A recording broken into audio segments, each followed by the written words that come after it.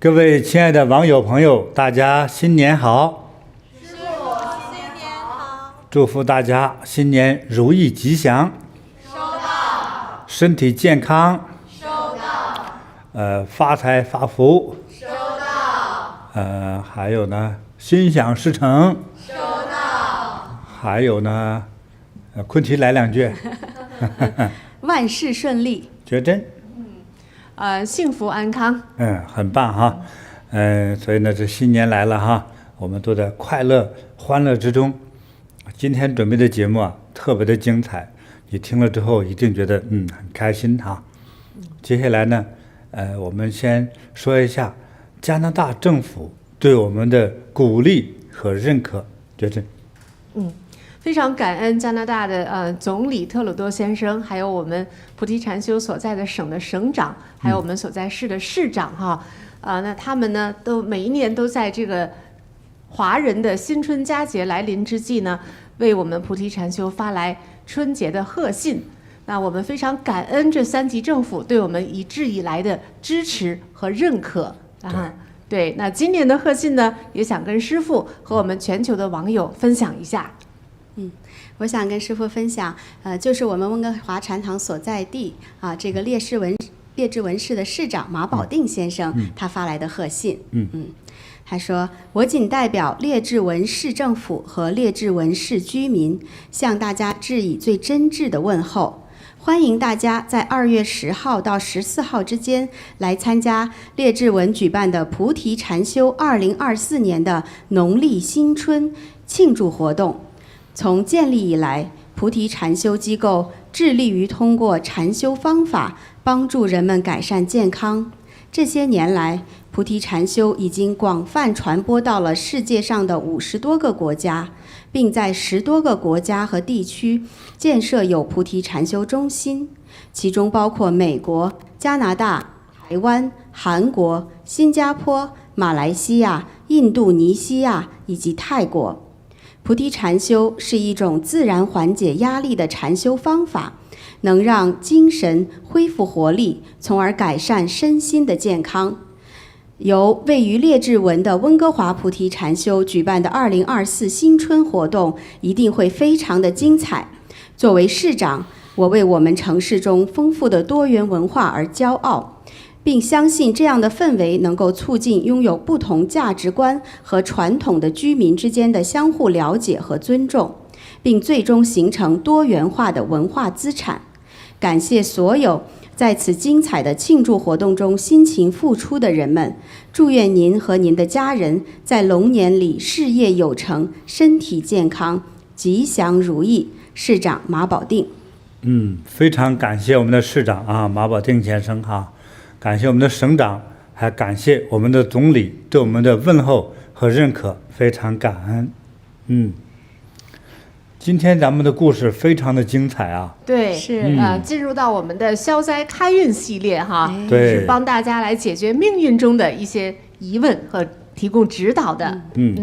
是，说起来这个命运哈，这真是我就感慨了哈，就是命运真奇妙，谁都想知道。确实是这样，师傅。谁都想知道自己有什么命运，是吧？对，哎呀，真是太神奇了。是的，这2天你说咱们在温哥华禅堂哈，给一些来宾朋友哈，做一些这个咨询哈，对，解签呐、命理的咨询哈，很有意思吧？对，非常有意思。它不光是现实的问题哈，还有的是与前世今生牵扯到一起的因缘。对，哎呀，太不得了了。对，师傅说到这个命运有点注定的感觉哈。那今天我们坐在一起做这场直播，是不是也是我的命中就注定了呀？我认为是。哦，真的哈。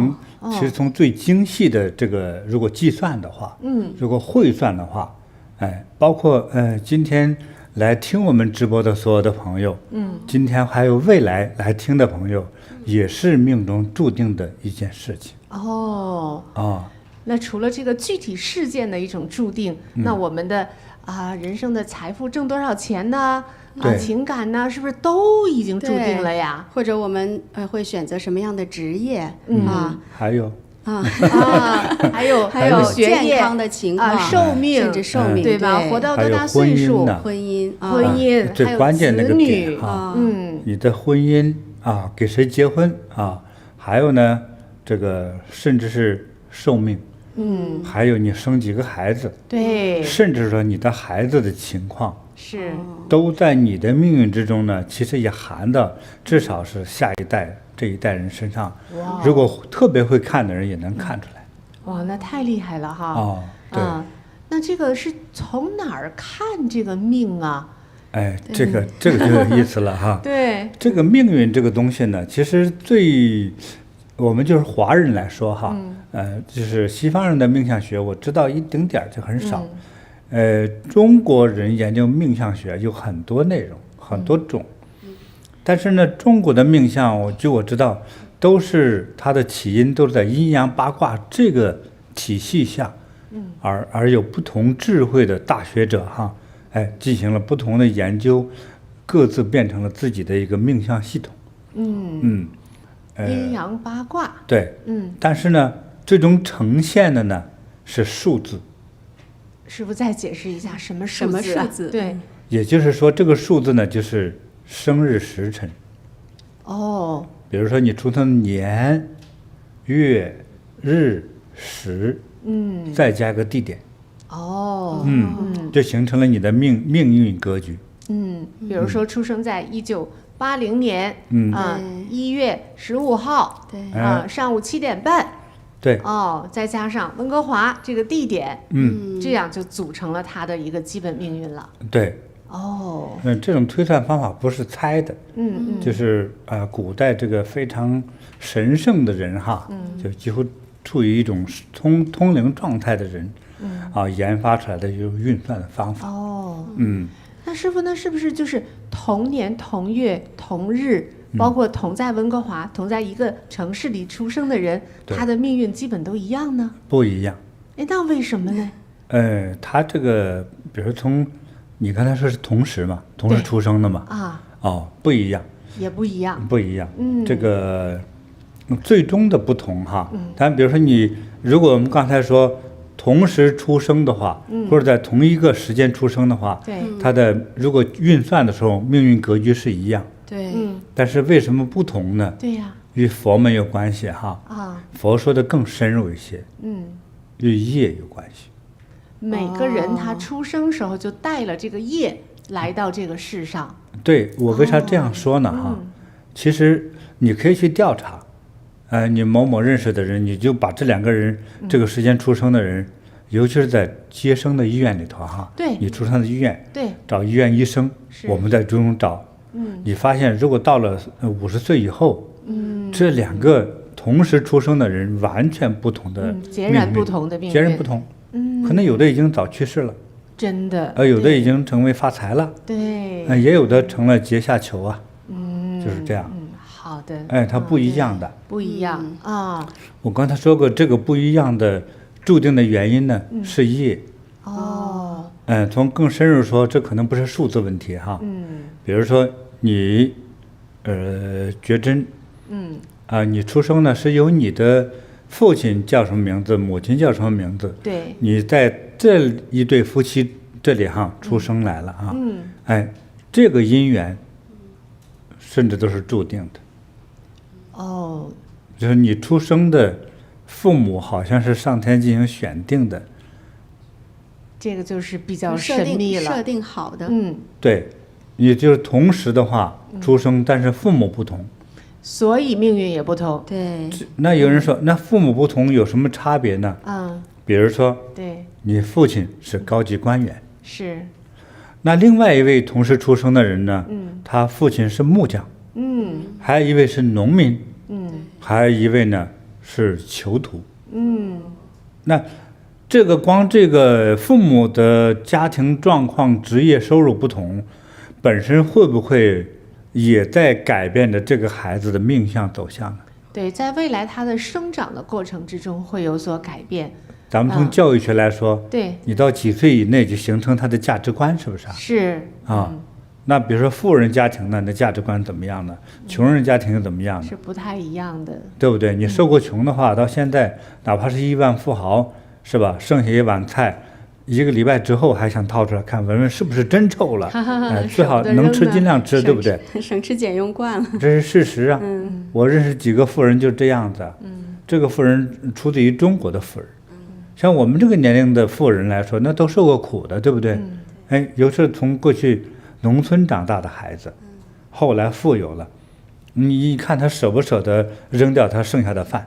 不舍得。他良心说是舍不得。对。如果他舍得扔掉的话，其实他心里头是不安的。有这种自我良心谴责。所以呢，这个你选择的这个父母的不同，也是你业的不同。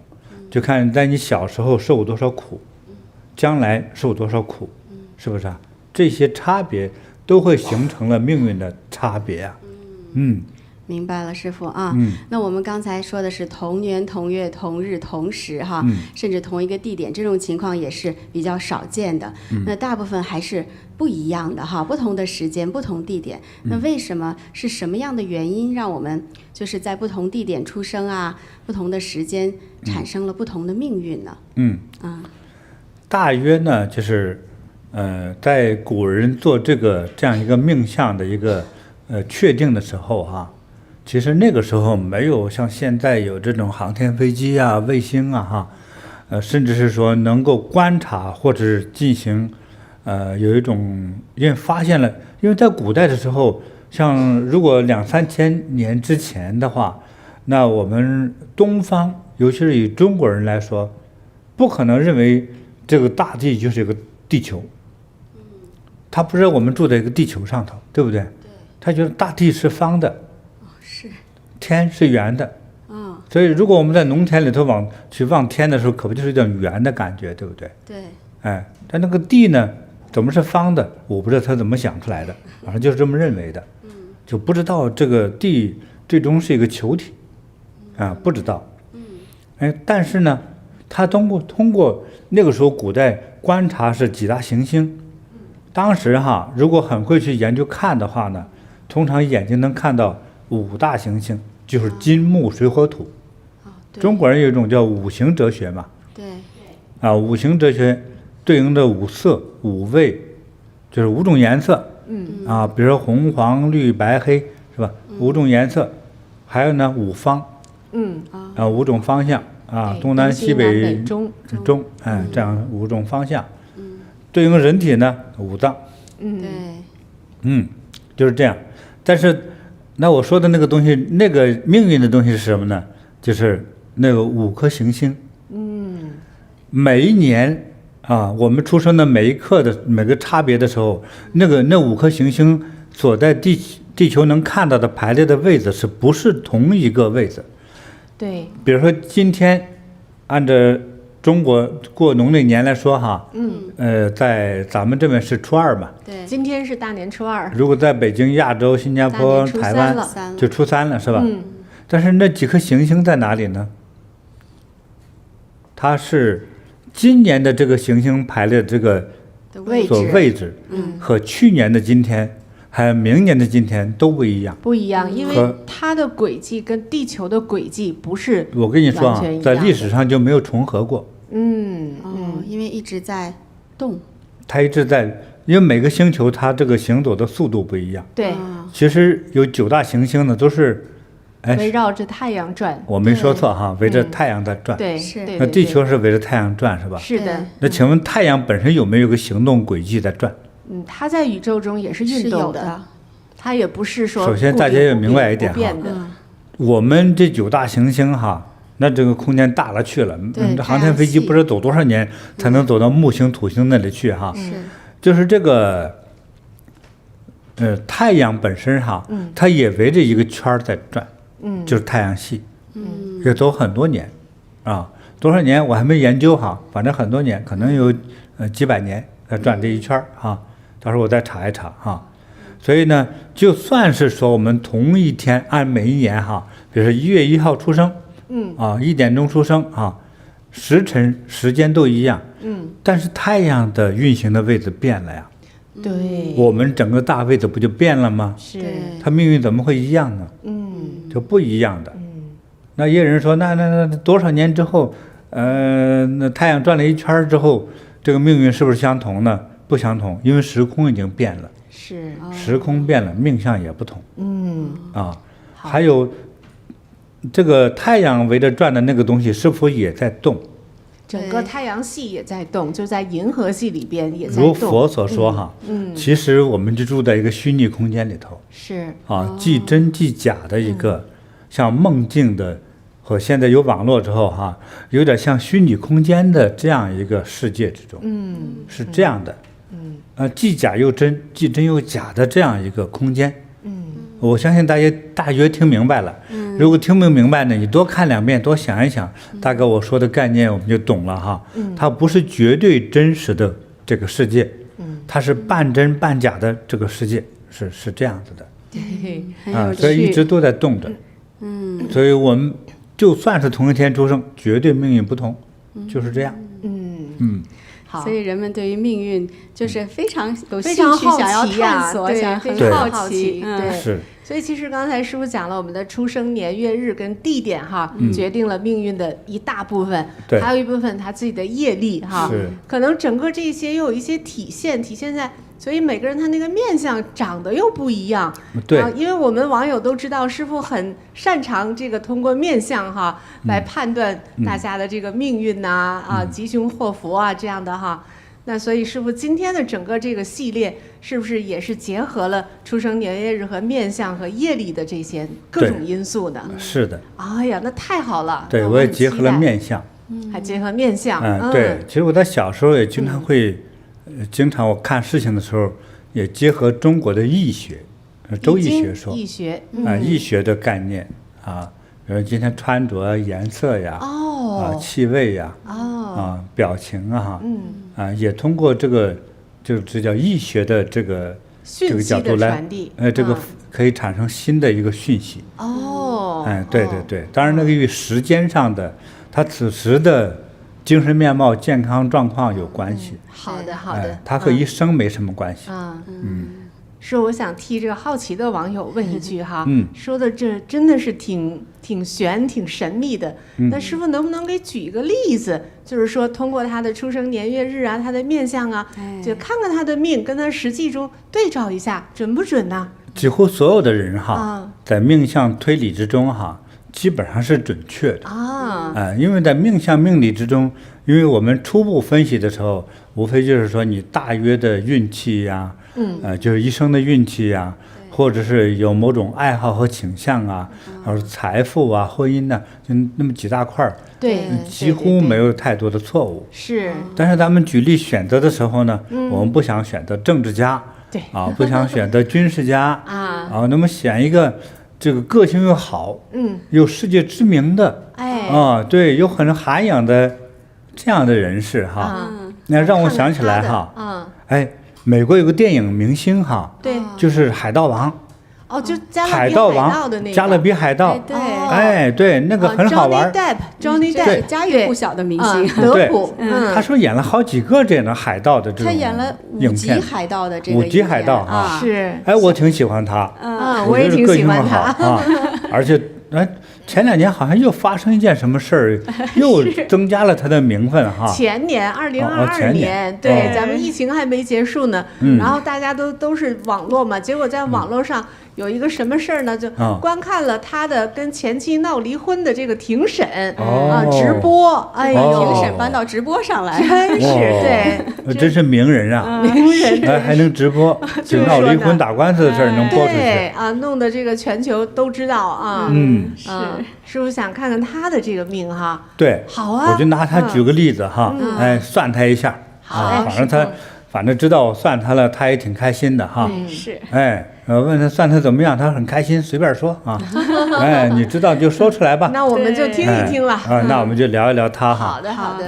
我觉得他最近更出名哈，更出名与咱们一位现代科技企业大师马斯克有关系，有关系，一会儿再说。对，一会儿再说他哈。对，那他这个命相哈，就在这个事业方面，他就是成为一个全球知名演员的命。师傅说，就是他这个命里面命定的，他就是一个能成为知名演员。对，哦，因为有时候会增加一种选择哈。对如果说再增加选择，他还有。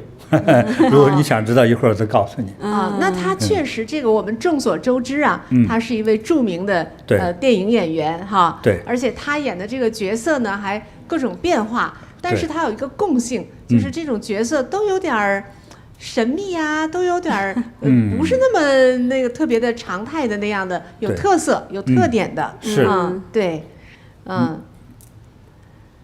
他因为这个演电影还得了好多的奖。对还得好多成奖，就是很高的。是，不可能是诺贝尔奖哈。他被那个对，是不是他被奥斯卡哈奥斯卡提名了3次啊，男主角奖哈被提名，然后也获得过这个金球奖。这金球很棒奖，哎对，这个也是影视界非常最高奖项了。哦，这厉害。对对对，他做电影界真的是，他常年也是在收入最高的排行榜上面。哦，哎，他做的非常成功。那他的名字也在那个好莱坞大道那个名人大道上哈，也留下了他的名字。这是真的是非常的出名，很成功。好莱坞大道上哈，就是压个手印儿。对，然后对对，你看这就是他的那上头有一颗个名字。星，是，写上然他的名字后再有一。个名字，哎，是，我觉得是实至名归啊，真的是他实至名归真是很。棒演的。对，是的，对对，啊，所以师傅就是说，其实他这个命，就他这个出生时间、这个地点，对他生下来他就是做演员的，而且是知名的演员，知名的，对还成功的。而且他这个人啊，就是他这个命相也，其实总体来看是非常好。因为他一路以来，就是有贵人提拔。这一点哈，这个我看过他的那个介绍哈，就他20多岁出道的时候真的是他就得到了一位大贵人的一个提拔。有多贵呢？这个人就我们也是电影界很著名的演员，叫 Nicolas Cage，尼克拉斯。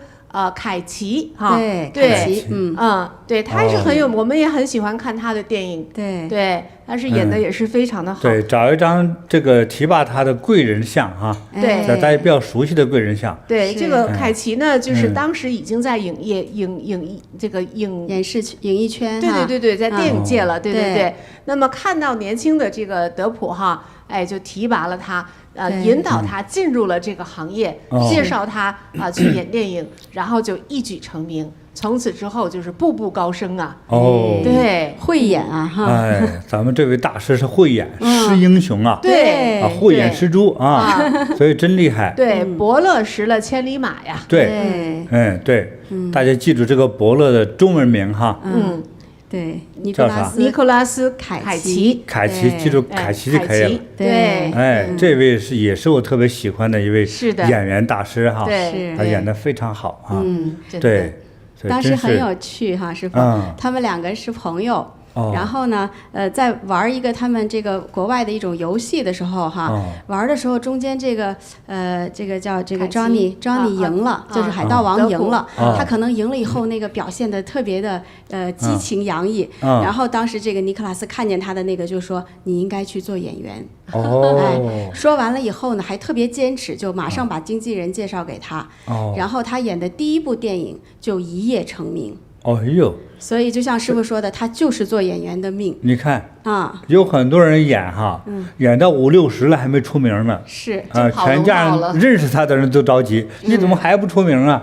说人家一炮就红了。是，对，哎呀，对，命啊，对，而且命中有贵人，你看，对呀，这贵人太帮忙了。是啊，你说做游戏遇上这么一位大师哈，是，一搞个怪表情被大师发现了，觉得你应该去做演员，就是一举成名。哎呀，对，你说这不是命，这是啥？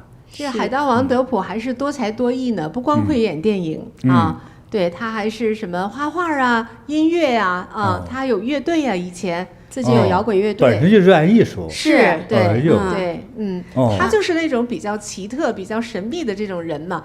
他的当时那个乐队的名字就叫好莱坞吸血鬼。他这名字都让人有点毛骨悚然，对，都有点灵异感啊。这有点总是与心灵有关系。对，真是。这有意思哈。哎，对的，那刚才师傅说到他就是本身就是做演员的命哈，对但是师傅也说他可能还会有其他的这种天赋，是吗？对，啊，想知道吗？想知道呀，对呀哎想揭底吧哈。好，如果他不成为演员的话，他还有另外一个出路，也必然成名啊。哇，是什么呀？是什么呢？就是最神秘的那种命相师或预言家，成为这样的人。哦，真的啊，就是我看了他之后呢，我为什么喜欢呢？一个演得好，对，真像非常可爱的一个海贼哈，对海盗王哈，对，他就像海盗王，就很好玩儿。嗯，但是他那个运动能力哈，你看他在这个船上，是在那个桅杆之间来回窜哈。对他总是摇摇晃晃那种，对于西方人来说啊，那么高大的身材哈，这是很难做到的。就是他的运动能力哈，协调性绝不次于杂技演员，啊，真是但是表情又丰富，对怎么看都像一个又有意思的一个海盗，对，是吧？又行侠仗义是的，又不是纯是坏人，其实是个好人，是吧？这个海盗本身是坏人哈，这个职业是坏人，但他本身就很好，是吧？对，他又演活了这个角色，是，喜欢他另外一个原因呢，我觉得身上带这种灵气。师傅就是看他的相和感知他的这个命运就看到的哈。他本身能通灵，哦，他的这个基因之中哈，过去一定是有那种叫巫师啊、通灵师啊、预言家呀之类的这样的上代祖先存在。这个师傅真是挺神的，就我看他这个介绍哈，还真是有这么一段记载。就是他小的时候，这个德普他是家中最小的孩子。当别的孩子或者哥哥姐姐都在外面去玩耍呀，哈，他小的时候他就喜欢一个人在家里呢，跟他的爷爷聊天儿。他爷爷是个什么人呢？他爷爷是一个美国当地的这个土著哈，印第安人。美国印第安人。对，印第安人我们都知道，他们是就是万物有灵啊，做任何重大的事情都是要祈请山神、河神各种神的哈，沟通。对，然后比也会如说出门去进城买趟菜，有时候都会祈祷一下，他会这样。对，他们会疗愈啊，会用就是自然界中的那些草药啊，各方面这些方面是非常灵的。是。对对对，所以德普他爷爷就是印第安的这种血统哈。对，所以他给这个小德普带来了很深厚的影响，包括他的这种文化传统的这种教育。那德普他大一点了之后吧，就是他的身上的第一个纹身，他好多纹身第一个纹身就是印第安人的这样一种传统的一个纹身。他自己是很以自己有印第安的血统而自豪的一个人。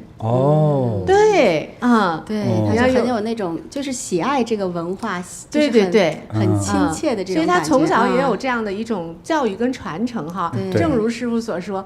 然后后来又看到还有一个报道，就说他的祖上了，也不知道多少代了哈，因为祖上都是美国这个当地的印第安人嘛，还曾经受到过在美国打压那个巫师的运动在其中就他有一个祖上就是一个巫师，还被迫害了。对，所以确实有这个血统，祖上就有巫师，对，确实有这个血统流传下来的。师傅看的还真是准。如果他不是名人的话，我们都不知道有这些具体的报道哈。对。也感谢就是现在的这种网络发达，对他的这些有些生活的细节，我们才能够了解到。我是说嘛，他身上太带着那种灵气哈。对。所以我是说，如果他开个店儿哈，去给人预测那生意准好。对。他要干那个之后，他就很通灵了。他那个灵感大门打开就会。但他现在演电影，你看他的角色哈，都是有点那种精灵古怪呀，有点神秘灵异呀，都是那种，而且他能把这种人就演得活灵活现。也是因为他自己好像有这种特质哈，才能够演得这么的活灵活现，就是古怪的感觉哈。对，老师说这个我就想起来了，他小的时候，他的老师有说过，说哎呀，咱们班这些同学哈，就3类人，一类是有钱人，一类是好孩子，一类是坏孩子。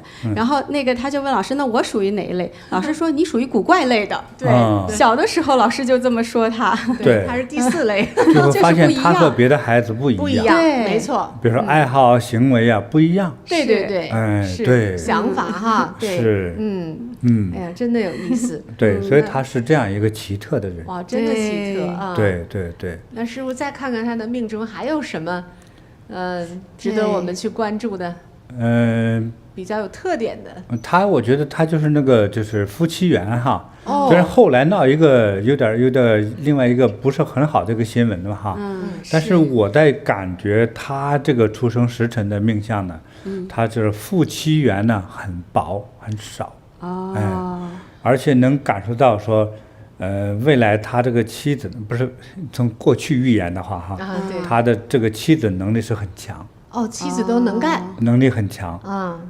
那他呢，但是呢，就是因为他通灵嘛，这个通灵的人呢，通常他的这个意识哈和能量都关注在命运啊、山水啊、自然里头。他对于已经娶回家的这个妻子，这种家庭生活来说，可能是不是那么有兴趣。所以呢，会淡化掉他夫妻的缘分。所以后来才弄出点事儿来。对，是，确实是哈。要看他的这个，他今年也60了嘛，他在前面的这些亲密关系，可能有5段吧，比较长的这个亲密关系。其中有2任妻子，还有3任女友哈，就没结婚的。对，这5个人都特别能干。要么是著名的演员要么就是行业里边的那个知名的化妆师等等哈，要么就时尚界的要么就是歌手什么，还有名模，对，超级名模都是有名的、能干的、有才华的有特性、有个性的人，他就很吸引这样的人。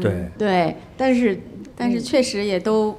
就是最长的一个，可能10几年，但是也是分开了，分手了。对，所以现在老哥又单身了哈。是，这是命运吧？对，但是就比较著名的，就刚才是我们说到的2022年他这个离婚大战的这个网络直播的这一位，就他的第2任妻子嘛哈，对，人家很能干。最近刚刚新上演的一个电影就是海神呐，他就演这个女海神呐哈，对，也是非常能干的。对。所以我觉得我认识他那个成名呢，就是因为他演那个海盗嘛。对。所以他的真正让他特别成名的东西，总是与海和水有关系。是。你看他这个。前任妻子刚离婚的这个，是你刚才说演的海神，是，你看又是水，是吧？还真是跟水有缘。所以这个命运这个东西有时候真是很难理解很奇妙。对，就是刚才演海神的这一位妻子，就是跟这个德普还没有正式离婚的时候，结果又爱上了跟那个马斯克哈有一段相恋的关系。所以马斯克也在他们庭审大战的这个过程之中被屡提起哈，被提出名字来。对，就是也不知道是谁蹭谁的热度了，反正人家这仨人都很火。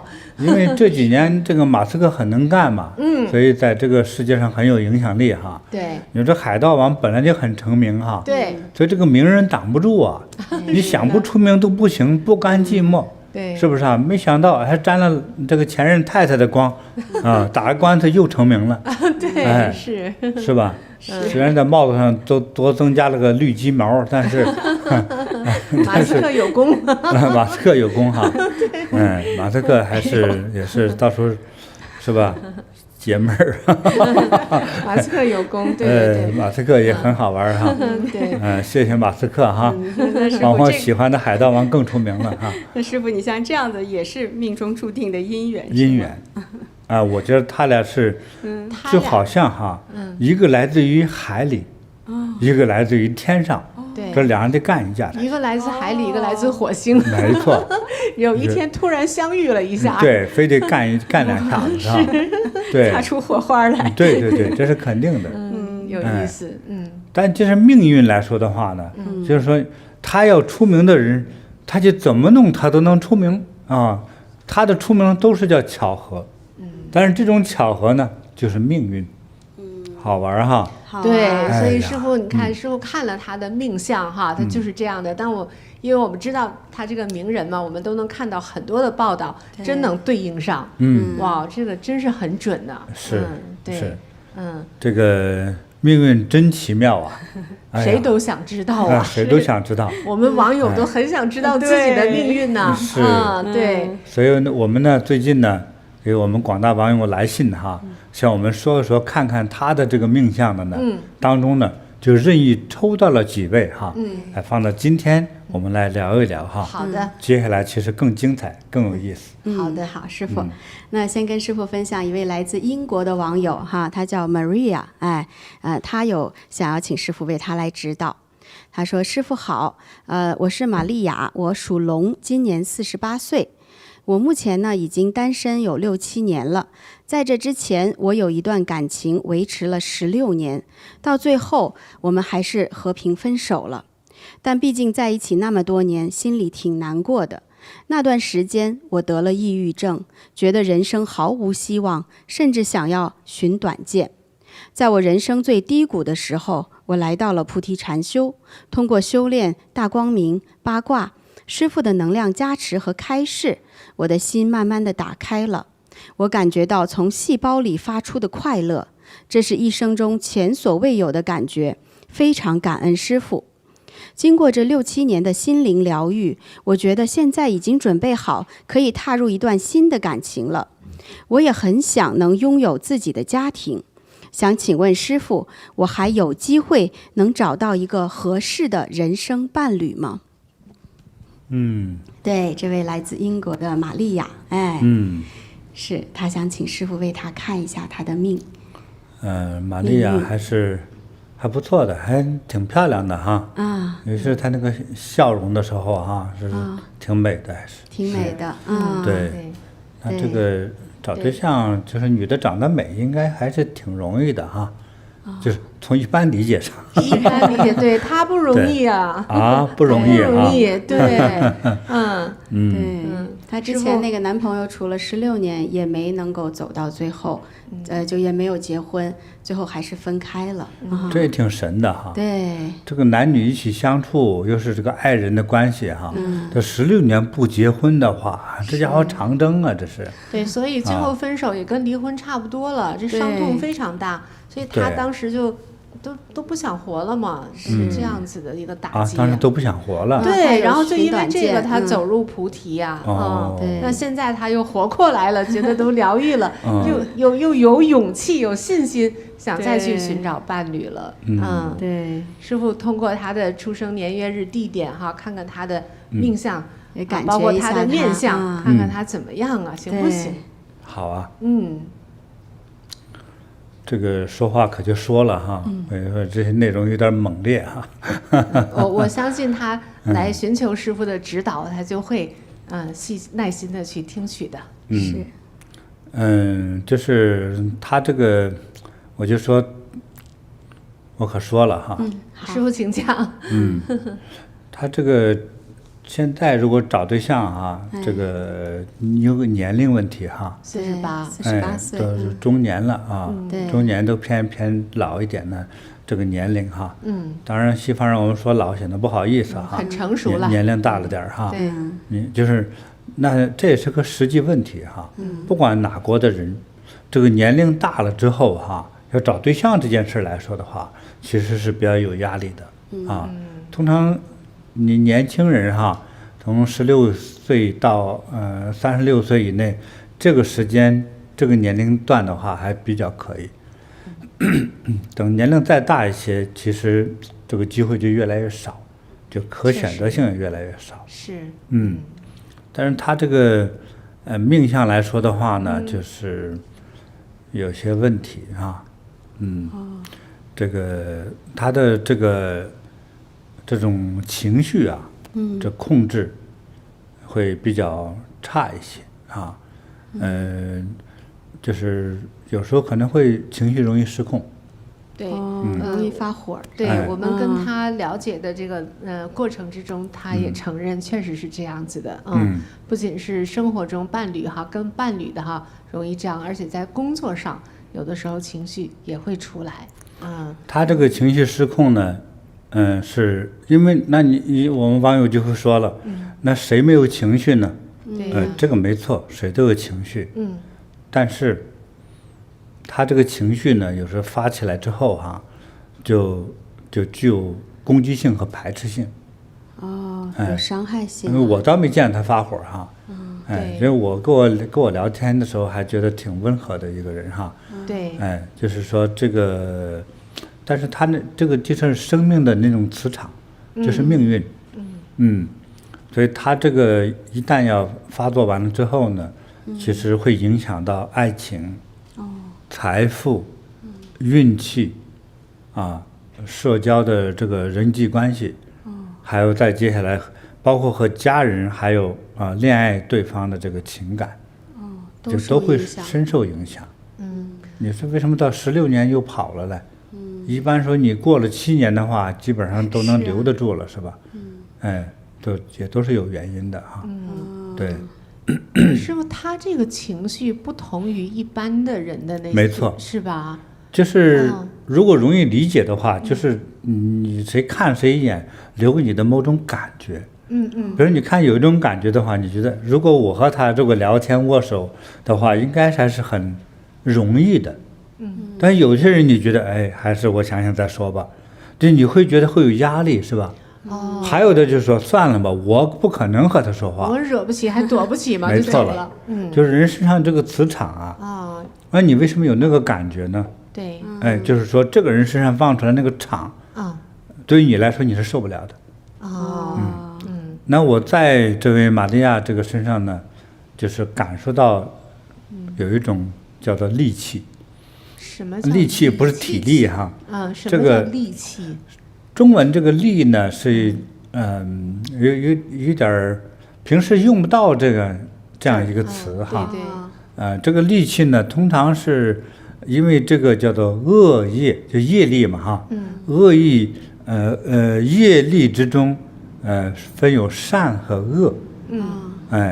在这个恶业达到一个程度之后而产生的，在人的生命中产生的一种能量。那通常有这个能量出现的时候呢，也叫戾气哈。就会容易使这个有戾气的人呢，容易产生有过激行为，或者是暴力，或者生命中带有排斥性，对很多人和事都有排斥性，或者是可能容易伤害他人。有这样的气场。那师傅，我们跟这个玛利亚聊天的过程之中，其实他自己前面的这个人生哈，也相对的简单。上学呀，移民呐，到加拿大，然后工作呀哈。那他这个戾气从哪儿来的呀？从祖上。不是他这一生的。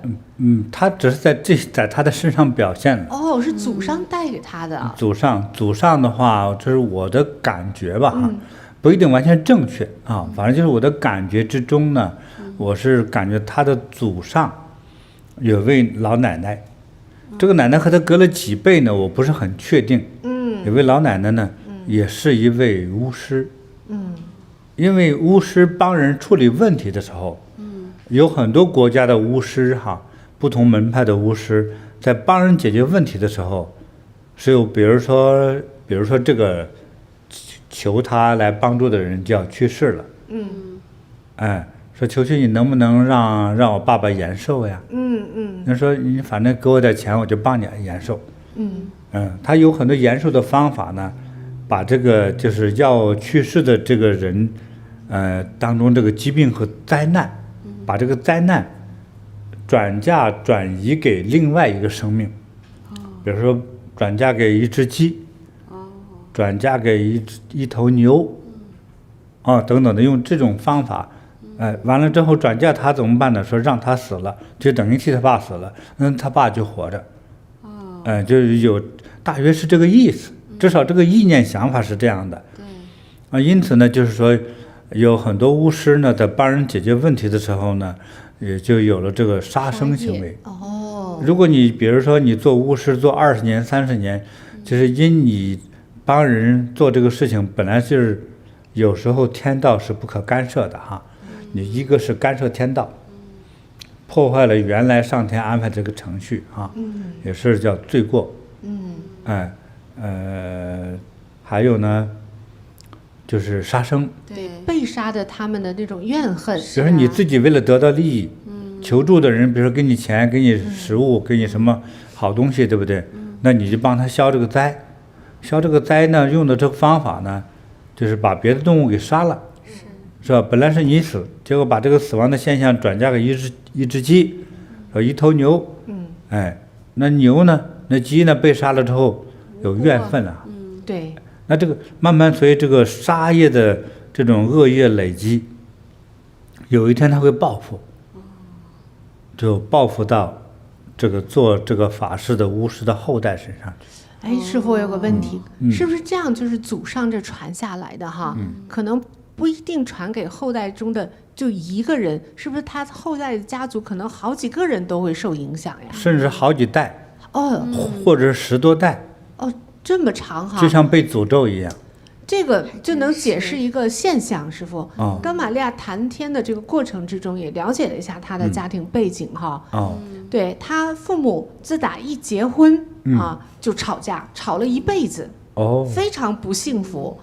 这种不幸福就带给他们做子女的都很大的伤害哈。就是家里这个横事也很多。玛利亚她的弟弟小她1岁的弟弟，在28岁的时候就自杀身亡了。哎呦，所以这个姐姐这个就应该是那个东西造成的，对吧？哈，对，那个杀业传下来的，对。所以玛利亚她作为姐姐，她是发现弟弟自杀的，所以她心灵真的是饱受创伤啊。这个自杀包括去杀人，出这种横事哈、恶事，应该说在每一代的他家都可能会发生。哇，真是，所以玛利亚她自己也是，就是她当那个16年的那一段恋爱关系结束的时候，自己也有轻生的这个心理。对，好在那个时候她结缘了菩提。是啊，我说他身上有这种戾气呢。怪不得，而且不光可能他们一家人都受这个影响哈。但是我算他哈，我在计算他的时候，觉得他在他们目前的家族之中，他的命还是最好的。哦，哎，因为他来修行了，是吗？师傅这是一个因果关，就他命好就来了菩提，没错结缘了师傅，结缘了师傅来了菩提，就让他就更好。要修了之后就更好。对，它是一个正循环了。没错没错。哎呀，真是恭喜他呢。他受害最轻的还是。哎呦，对那家族还是靠他打开了一扇门啊，改变解救大家。他身上这种吉祥的能量哈，比他父母要多了。太好了。哎呀，他父母那个命相我看了一下之后，这没法和他比。哎，更受罪了。对，身心折磨哈。对，他父母具体什么相我就不说了，反正就是不好。对。但是他这个要比他好多了。哎，还好。就是那师傅您他也说跟师傅修了禅修6、7年以后哈，心情也平静了很多，也正面了哈，也乐观也自信了啊。那他现在这个戾气会不会也减弱了很多呀？减弱了。哦。那么现在我在看他的时候呢，就是戾气形成伤害的话，通常有发现就会有伤害啊。只要能看出来就有伤害。那么现在我在看他这个戾气呢，是我们认为叫正常戾气的1/10。哦，就还不严重了，不严重。哦，太好了。对啊，比如说原来有100分吧，现在就10分。就不重了，好多了。是。那这个戾气，我们才推想了，就是它是通过禅修跟师父学习以后消掉的。如果不是这样的话，戾气能自己被消除吗？不可能。是哦。因为是过去这个被杀死的，各种方式杀死哈，被诅咒死亡也好，都是由你或者由你的祖上造成的。那这些冤魂呢，他能平白无故的说我不生气了吗？那得多高觉悟？那觉悟不了。是那人在那个世界之中哈，也学不了佛，对，所以他不会原谅谁的。对，所以一定会抓着一代又一代的就报复下去，来报复。所以只有通过修行是才能改变。对，是的。所以看玛利亚还是那个命最好的一个。我就是做人别伤人啊。对，你要无故的伤人的话，最终等于伤自己啊。对。那回到玛利亚她最关心的这个问题，对，那看她想问这1-2年之内有没有姻缘有姻缘？哎，她是属龙的，对。他这个师傅再看看，就是我的感觉里头，应该也还可以，因为他在修行啊。是。但是我说，大约也可以的原因呢，可能1-2年以内会有这个姻缘哈。但是我是有条件的。哦，那师傅讲一讲条件。对，比如说这个戾气吧，在身上这个场，但是呢，那他的戾气发射出来主要通过眼神。哦，所以师傅是通过眼神看到的哦。好。我记得我见过一只那个通灵的猫哈。这个猫有多厉害呢？这有一只小鸟在它跟前吃东西又叫，这个猫呢就眯着眼睛盯那个小鸟看，那小鸟就在那个跟前的小树枝上嘛。那小鸟呢一会儿给催眠了，吧唧从树枝上掉下来了。就是它这是猫，我说这一只猫它不是戾气的猫，而是有神秘力量的猫。它看了你之后，它可以控制你的心灵。那这个人的戾气呢，也是通过眼神这样就放射出来了。了解。就是有杀伤性嘛。了解。眼神。所以我就建议呢，就是他要最好戴个眼镜。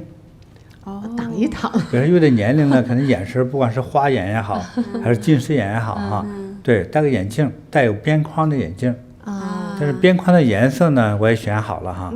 大概就有点像啤酒啊，还有什么像那种浅咖啡色之类的，带点花纹也行哈。好的。但是这个不要选那个没有边的眼镜，也不要选那个红边的眼镜。好的。对，这样子哈。就是稍稍在人看的感觉的时候，受伤会少一些。师傅给玛利亚的第一条建议第一条建议戴个眼镜。还有呢。那么第二条就要经常微笑。笑的时候就化煞。对，心怀善念。他笑的时候就是在笑的时候，人的气是散的。你的气在散的时候，又是高兴的时候，就对人的伤害的那个能量也会减少很多。太好了。就是会增加他的亲和力。好的，好，玛利亚你要多笑也容易找到好对象。还有吗？那么今年是他龙年，他是本命年呢。对，本命年。对，本命年呢，其实还要防着点本命年本身的这个星象冲突哈。是的。对，所以还要做一些本命年的一些防范保护的措施。就穿红内衣。那首先呢，要带个吉祥的这种法物在身上。要护身，先要护身，吉祥菩提法物。第二个呢是多修行，多念佛。最好能做功德。多做功德，多帮人。对，安太岁呀，对呀，塑菩萨金身呐，等等的这些善事要做。好的。对，这样的话呢，就是也起到它的既是化煞，还能化掉它的戾气的这样的这个作用。那这个煞气戾气被消解了之后呢，它长得还是不错的，是我也觉得。这样的话，它对这个男性的吸引力一定是产生的。因为当你这个戾气被这个应该说消化掉之后呢，才会有人呢，就是被吸引才想靠近他。对，不被排斥了。是我刚才举例子就是那样，有的人你说长相也不差，职业也不差，但是你不想和他接触。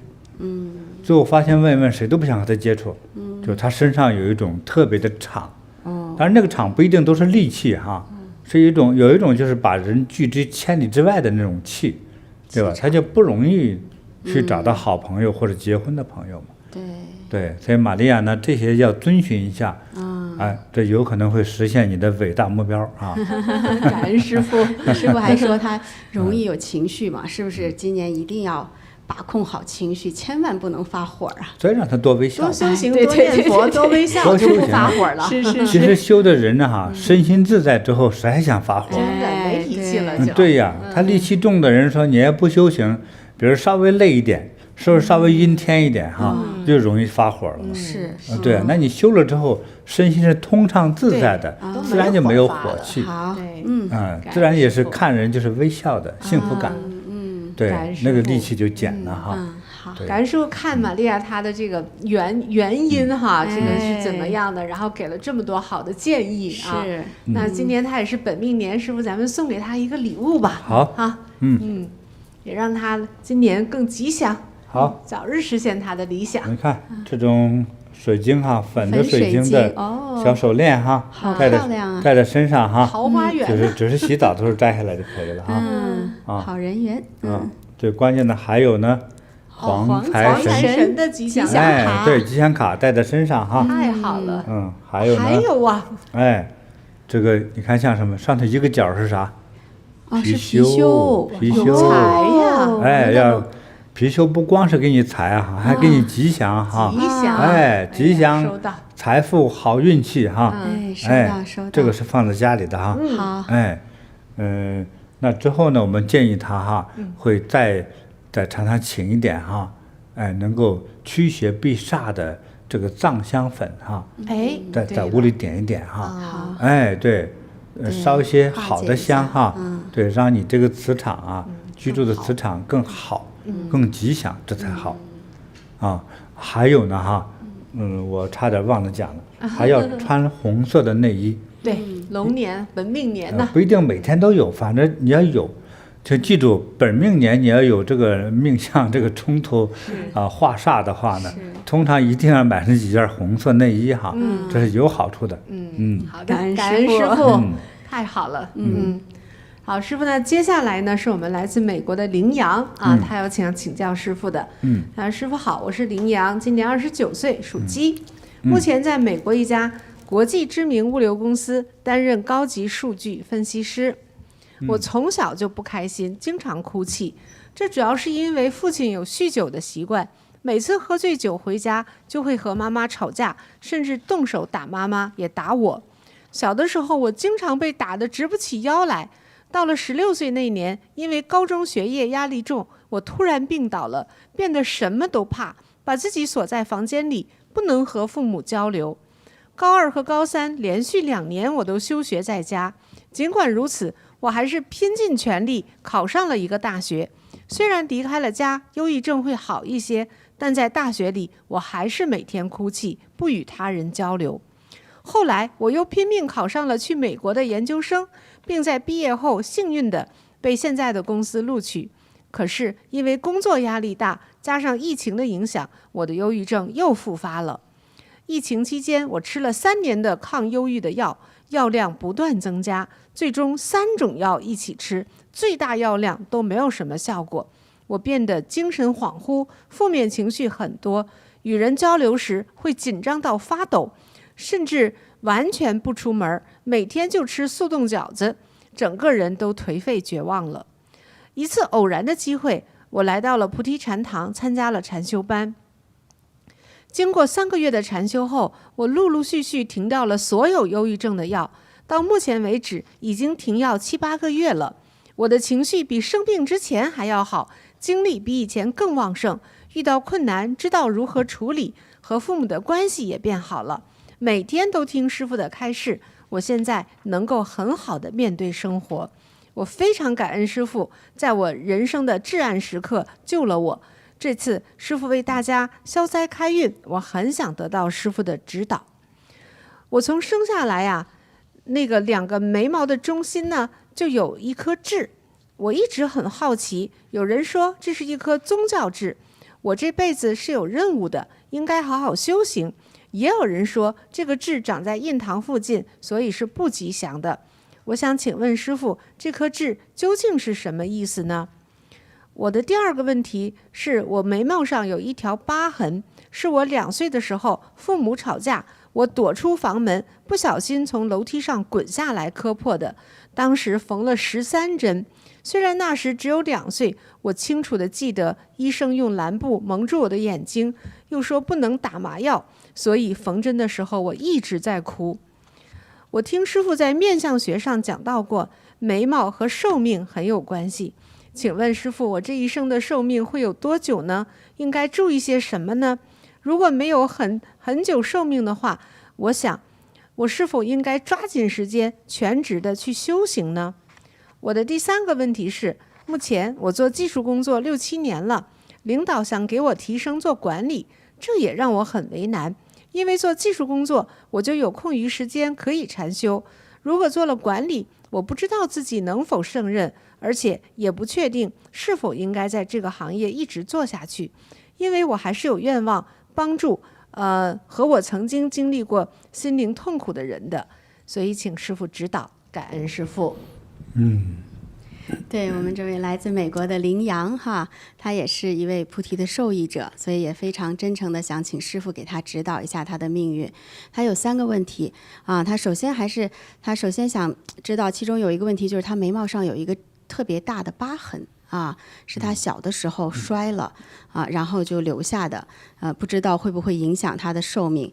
对，那会的，会有，就是从命相本身来说会的，是，对，对，所以那师父看看他的这个命运，感觉一下，就是看看，怎么样能够帮他，或者是给他一些建议啊。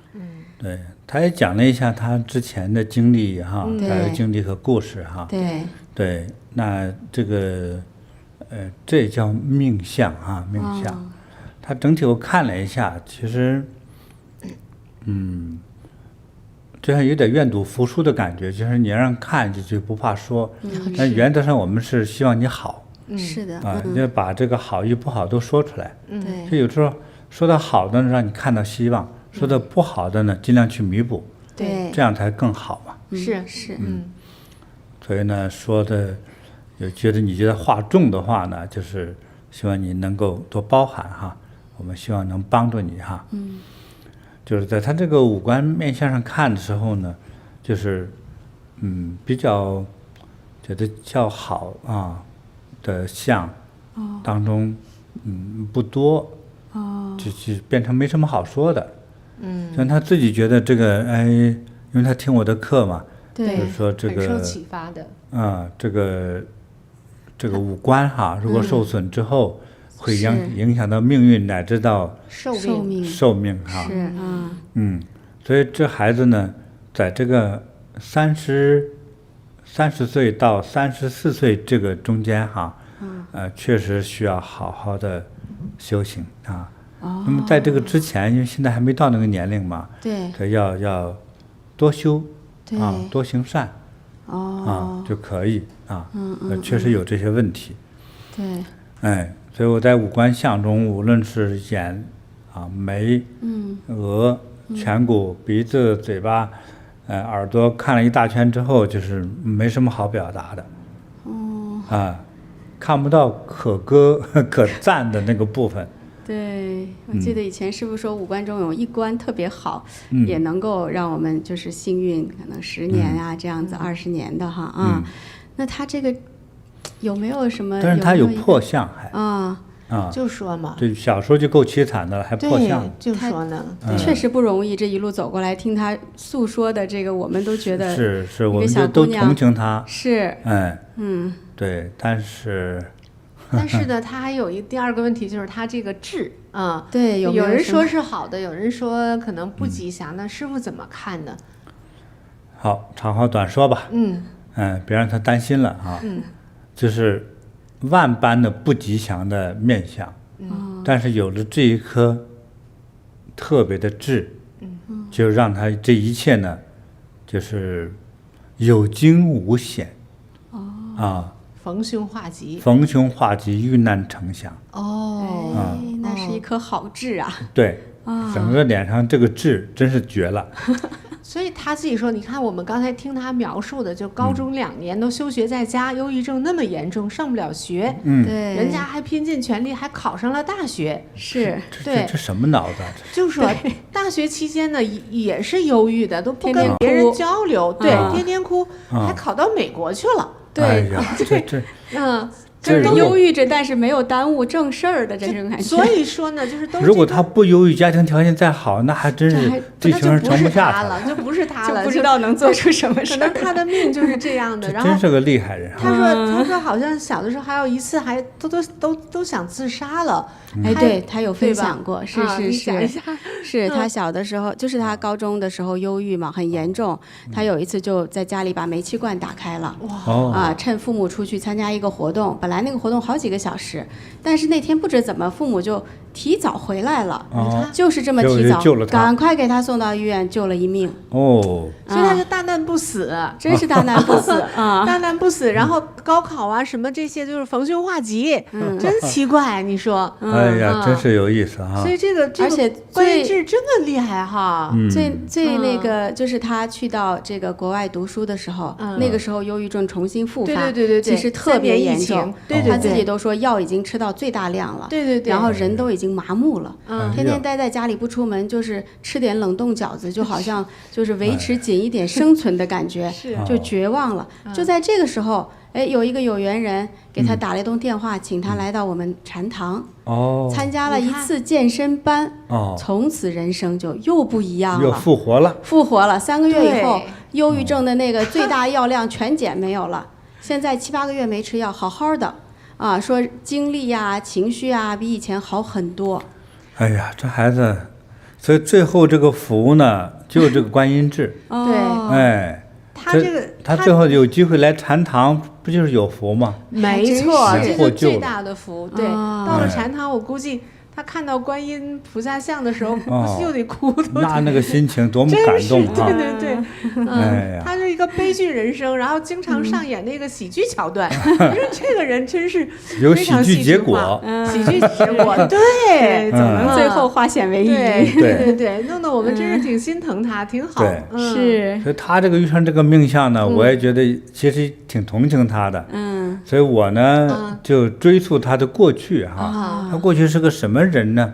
哎，我查了，哎，一开始我看到是海里的啊，哇，一个很漂亮的一个河马，不是河马，海里没河马，海豚。海豚啊，海豚，哇，哎羚羊前世是海豚。对对对，完了之后又有一世呢，是个年轻的男的，并且出家的一个和尚。哦，修行人呢？对，但是说那就是和尚今世这么悲惨啊。对他怎么回事呢？他一开始也是立志发心要弘扬佛法哈，还做了一些贡献啊，塑菩萨金身呐等等，这都其实做的红红火火挺好啊。但有一天，也是叫因缘嘛哈，鬼迷心窍，就开始，哎，我不信了，放弃佛法，跟着师傅说，哦，我不信师傅了，啊，对，也不信神佛了，啊，就开始走向一个很庸俗的这个人生道路，那一生就毁了。哎呦，今世来呢，就是等人去世之后，阎王爷给他算算账，是不是啊？好事坏事啊，功德恶业加减之后，就变成他现在这样子。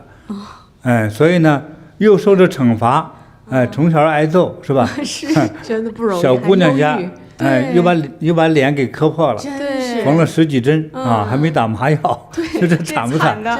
哎，这家庭情况又那么差，是吧？是，对。可是呢，哎，给他留了一个印记。他在关键的时候啊，就是那一世做出家人的时候啊，他那个发心，去塑菩萨的金身，哎，也曾经立志说，哎，我要将来弘扬佛法，等等，做这些慈善的事情、吉祥的事情，哎，就得到了应该说佛光普照的这种感应，但是加上前头又不真诚。又悔改，不信佛了，也不信师傅了，就跑了，就开始干庸俗的事情了。到最后，就变成来到今世之后呢，就变成这个样子。要受苦，又受苦，但同时有希望。菩萨还总救他。对，他身上有极强的这个功底，是吧？也有这种在极强功底下，也有背叛，背叛。其实我说的背叛这个词的时候呢，其实在命相学哈，就是我所学到的命相学之中呢，他说这个眼眉哈，叫监察官，啊，对，监察，监察官。那你作为曾经是一个出家人，好好修行，对不对？对。那么你做了恶事，你的许的这个发的誓言啊，升起的这个信心和愿望，在某种利益的驱使与勾引下，立刻就产生了背叛，是吧？这些都是有罪的。罪的，但是也做了好事，所以最后平衡了一下，就变成今世这个样子。对，今世既受苦，但是因为曾经有的功德又支撑着他，所以大难临头就大难不死，逢凶化吉又是啊，毕竟有这点因缘是啊。与前世做鱼的时候和我也有因缘，我能感应，我觉得好像我们之间有过对过话。但这小孩在人世间我们还没说过话哈，对，还没见过面哈，对对，对，就有这种感觉，所以就变成今生这个样子。反正他还是跟佛有缘，跟师父有缘，对，这是最重要的了。所以从今世的这个相来说，没有什么好的。哎，这个时候这个相不好，他前头又是发心塑菩萨金身，对不对？前世你还没有塑成，完了发了这个心，可是你又改了这个心意，所以今世就变得就没那么庄严漂亮。是不是这也有关系啊？有关系。这我越说越恐怖，我觉得哈。是，但是因果哈，不庄严不漂亮还好，主要是受磨难呢。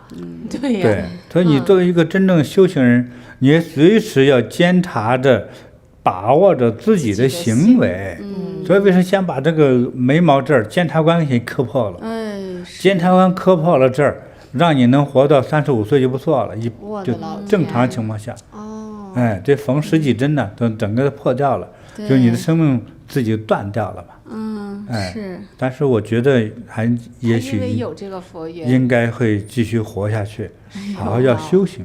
要修行，真要修行。那这个他还问了一个问题嘛，师傅，就是他现在是做技术工作哈，他业余时间还有师傅有时间修行，对，那他适合去做那个管理提升那个升职吗？还是他？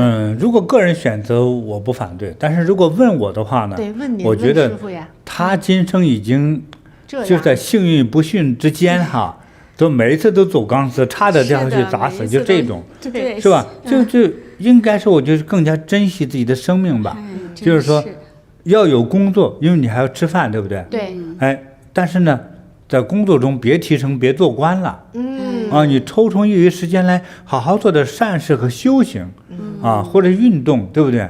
把自己的人生健康给经营好，把自己的心理健康给营造好，这个比赚钱更重要，太重要了。你想给你提成一个中高级的干部，那活全砸在你头上去，累死你都没空修，对呀，是吧？没空修，他这个太不值得，真不知道会发生什么。他主要是上一辈子就是半途而废的，对，这辈子再不修，这辈子得修得接上。这次有这个机缘来修哈，补课。就是你怎么办，你自己要想哈。好的。但是我也说实话，就是尽量别错过这个修的机会。因为你的自己的情况，你之前经历你自己知道啊，多痛苦呀，对，多恐怖呀。对，好的，我觉得师傅讲得很清楚了啊，相信羚羊也听明白了哈。是。对。所以认真修行之后哈，能衔接上前世的修行功课，达到最终的修成正果，这才好。那下辈子就好了。今世碰到师父了，遇见师父了，好好珍惜这样的缘分哈，希望珍惜吧。好的，感恩师父，感恩师父啊，咱也送给他羚羊一份小礼物。有，让他也坚定信心，好好修行。好，这个玉的手串呢，戴在手上哈，每天戴在手上哈。哇，玉的哈。师傅说玉是护人的还有呢，哎呀，新年咱们这个红色上衣哈。哎呀，特别的美。龙年，龙。是。好看吧？好看。你看背后更好看哈。你看。哇。有些同色调的龙哈。是。龙头向上啊。这抬头龙。抬头龙，龙抬头，真好，非常好哈。感恩师父。还有呢，黄财神护佑哈。吉祥卡随身带着，好，祝你吉祥如意。收到，感恩师父。那师父送他这个玉手镯，这个玉，之前师父就有讲过，玉真的是养人护人哈，戴的时间越久，它越有灵性哈，就是和人之间这样子的这种感应啊，就会越强哈。对，那这个过年，我们也是有很多网友可能还是非常需要。这样由玉来护身的啊，对，尤其要进入龙年，有一些我们这个犯太岁的呀、本命年的，或者是命中刚才我们之前讲的有戾气的哈，这样子的哈，可能是不是玉对他们会好啊，师父？对，玉是这个天地间的精灵啊，它本身就是通灵的，就是谁佩戴，它就护佑谁。之前就是有好几位哈。就戴这个玉手镯，因为面积大嘛哈。对。有的人呢，戴这个比如偏白色的玉手镯哈，戴之后就发污了。你看这个颜色不是表面脏啊，洗不掉的，变污了。这个手镯变污了，可是它病好了呀。把他的病气带走了。对。还有的这个手镯颜色啊，越变越美，有时候透明透亮，或者变成红色或绿色，真的神奇。这些都是很吉祥的现象。所以玉呢是护人的。那师父还有就是更古老的玉，那是不是更通灵、更护人呢？没错了啊，对，因为在人这个把它发现了这个玉，再把它雕刻成一个吉祥的物件，那就是它本身。古代人做这个玉哈，首先就是为了辟邪。因为玉也不能吃不能喝，有的除了是一种权威的象征哈，但是他最早用玉的时候，这个原因从疗病，再到通灵，再到护佑。像你说的是我这个戴的，对，就是一个2、3千年之前的一个古玉璧。好珍贵啊。对，这就是它会通灵。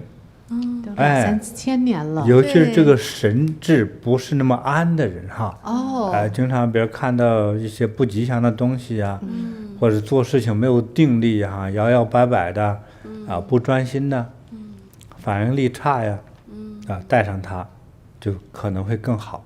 安神定神对了，太好了，真好。那我们的网友如果有需要的话，就到慈悲音网站去迎请。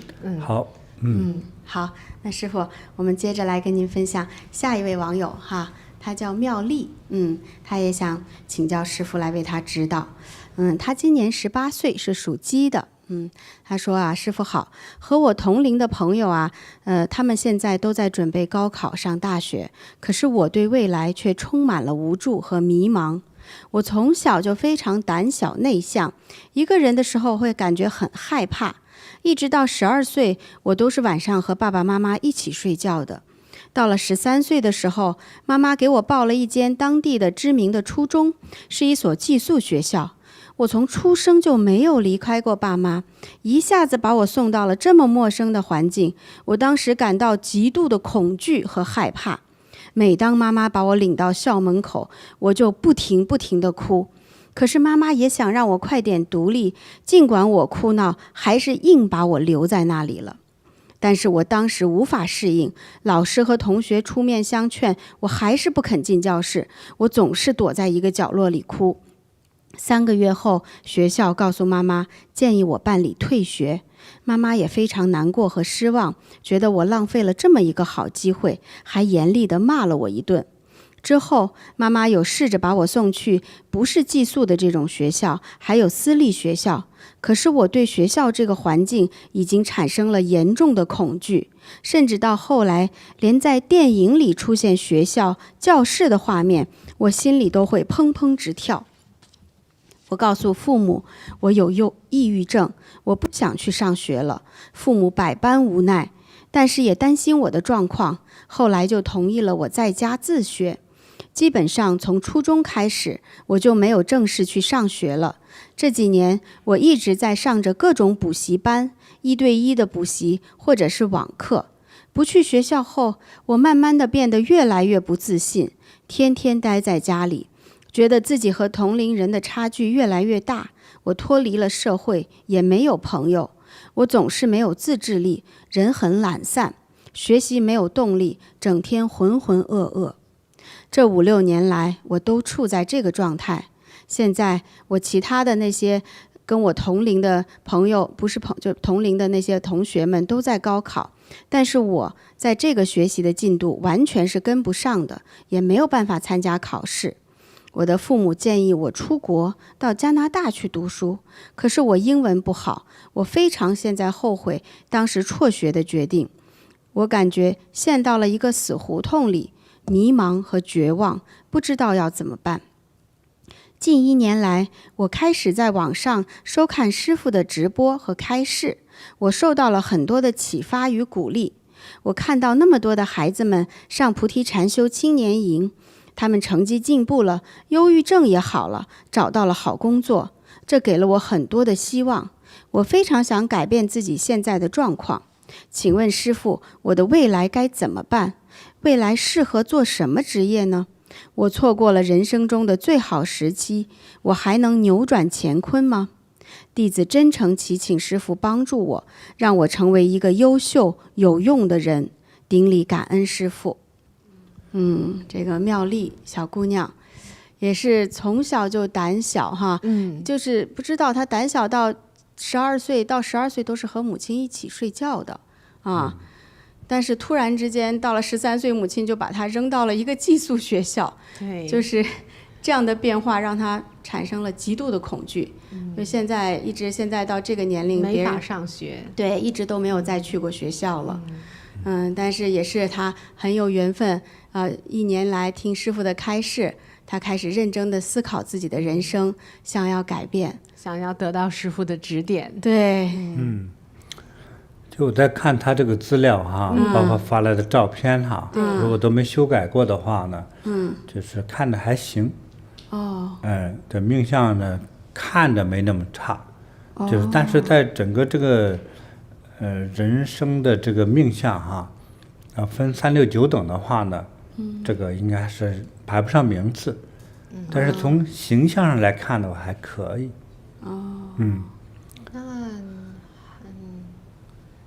对，就是他还是有希望的，是吧，师父？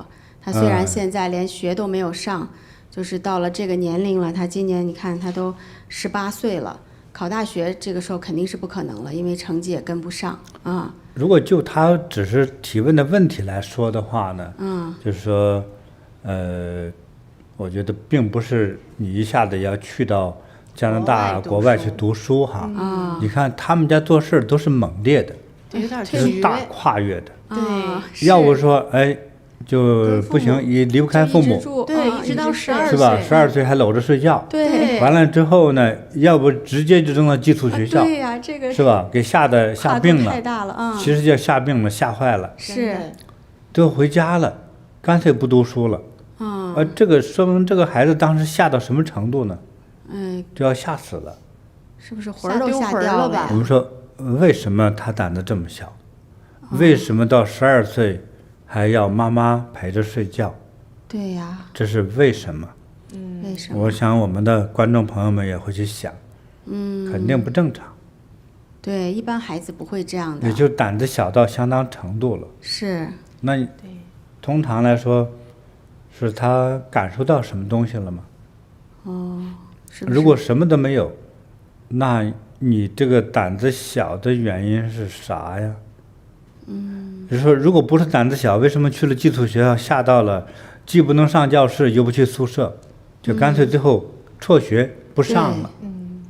那能够不上学了，家长也能豁出来的话，那说明孩子当时处在一种症状的状态啊，这个症状就吓病了，是，精神的刺激，那应该还是胆子小吧？是，你不能说我不去上了，家长说好吧，那咱们就在家玩，不可能这么轻松吧？对，一定家长觉得是他确实不能去了，他承受不了。学校也观察嘛，也是觉得没办法，学校老师也受不了他这个样子，对，也受不了。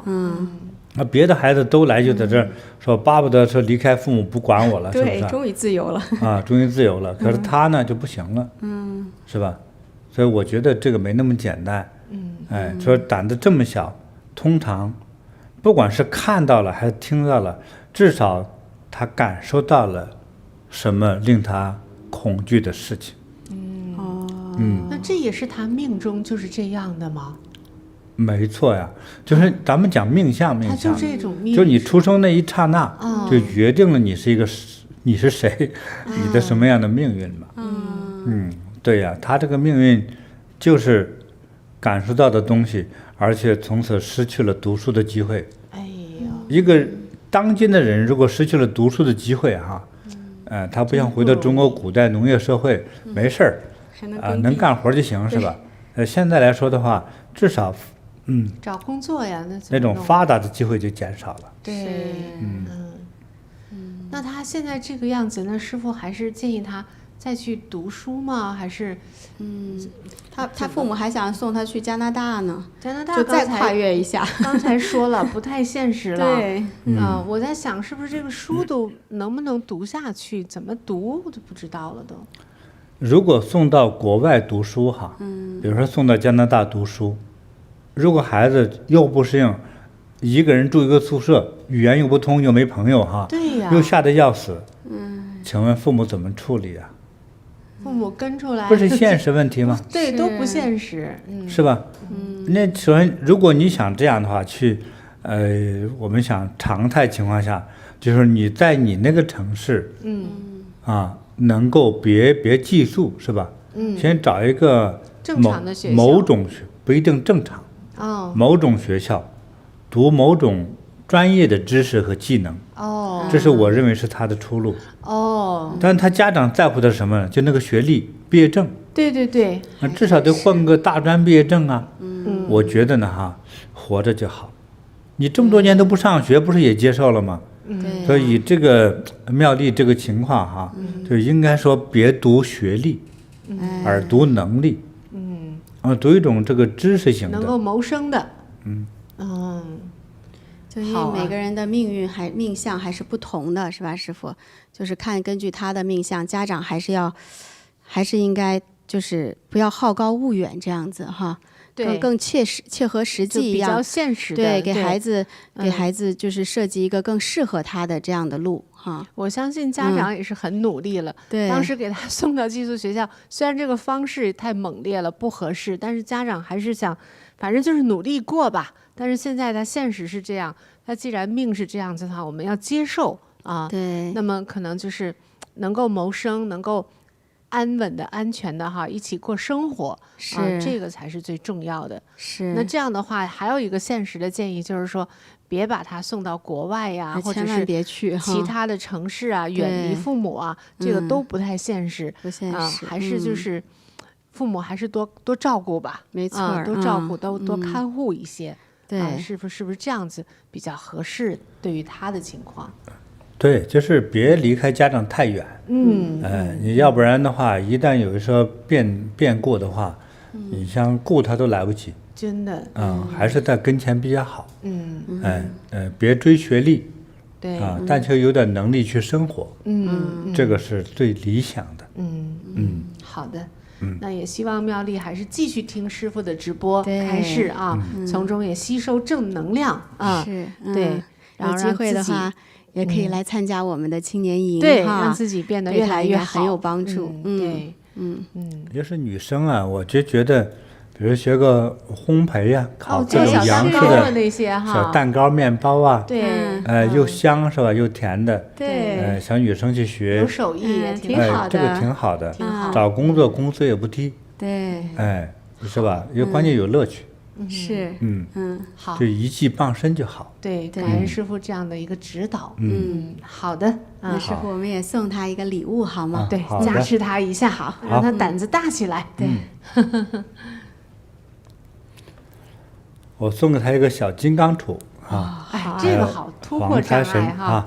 对，祝他如意吉祥，收到，胆子大起来哈。收到，一切顺风顺水。收到，感恩师父。好，师父，接下来呢，这个提问题的是，女孩子叫嘉欣，但是呢，是她的姑姑哈给写来的信。她说：“师父好，我的侄女嘉欣呢，今年21岁，是属羊的。她从小到大呢，学习还挺顺利的，没有太大压力，学习成绩中等，性格也是没有太大的压力。嘉欣目前在大学读大4会计专业，2024年就今年即将毕业了。嘉欣的父母呢建议他考公务员，有一个稳定的工作。嘉欣呢也很努力，2023年就去年还有今年的1月呢，参加过2次公务员的考试，可惜都差了几分没有通过。公务员考试竞争激烈，他今年呢还有2次机会考试，希望他能够考过。嘉欣他自己呢对未来的工作选择不是很确定，他喜欢旅游，羡慕网络平台上的那些旅游博主，不知道他是否合适做这个行业。另外还有一个问题，嘉欣有一个网恋的男友，已经谈了快3年了，但是没有见过面，只看到过照片。和男友视频的时候呢，对方能看到他却看不到男友，因为男友说手机的摄像头坏了，等要换了新手机才行。男友说自己的工作是做室内装修的，偶尔呢也会给嘉欣点个外卖，嘉欣呢时常去给他发个红包。作为姑姑呢，我是觉得网恋男友不靠谱，也请师傅看一看嘉欣适合和这个男孩子在一起吗？嘉欣2个问题啊，一个是职业的选择，一个是网恋男友合不合适？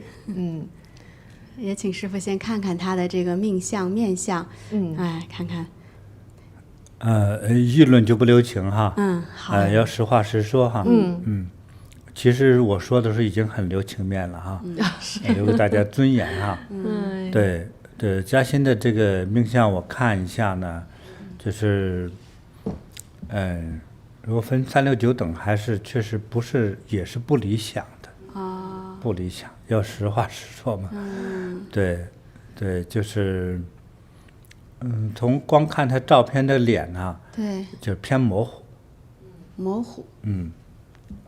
对，就是模糊感，就是模糊感呢，就你的五官就不立体。就是比如说眉毛嘛哈，通常亚洲人嘛黑眉毛，是该长眉毛没长，或是长了眉毛之后，可是呢不觉得有眉毛。很淡似的。对呀，就是如果有一点颧骨，有点腮帮子的话，这些都不明显哈。对，这样的话呢，从命相的这个相上来说呢，就会减分了。就会减分，就是容易，就是在判断思维上就是模糊。就我说一个人长得清晰度不够的时候，他的大脑的思维度也是叫模糊。因为额头发土色也是。虽然额也挺大也高，但是有土色。土色就是虽然大，但是那个聪明清亮度不够，才会模糊的这种皮肤感哈。所以做决定的时候就容易做不准，不对是吧？不清楚。就是这样的这种特点。也是容易上当啊，受骗呐，或者是盲目呀。哎呀，这个太吓人了。对，这个很麻烦。所以他的长辈都很担心他嘛。所以你说他自己要想做博主，对，旅游博主，这个我是担心的。如果你走到离你的家比较远的城市，或者到外国的话，你像那个很多现在世界各国哈，都是年轻人很聪明的、胆子大的、很厉害的哈，走一些不同的国家，它真有风险了。对，真有风险，甚至就生命的危险呐。对呀，是骗子这么多。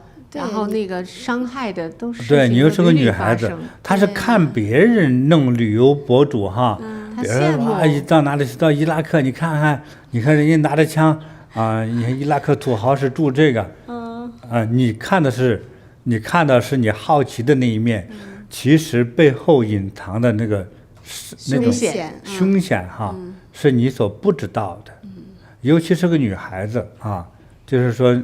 你要去做这种旅游博主，只要离开你的祖国，恐怕你变成一个单程票。哎呦，对，有去无回就麻烦了。就嘉欣他对付不了这种凶险的局面。他在本城市都不一定很顺利的回家。因为现在城市大呀，你城市大，你那个地方根本没去过，有的地方连公车都没有。对，确实是不是？嗯，荒郊野外的其实也挺恐怖的。那可不，嗯，对呀。而且他又爱世界旅游，他这个世界，我是发现这个胡想的人都想去旅游。胡想的人都想去旅游。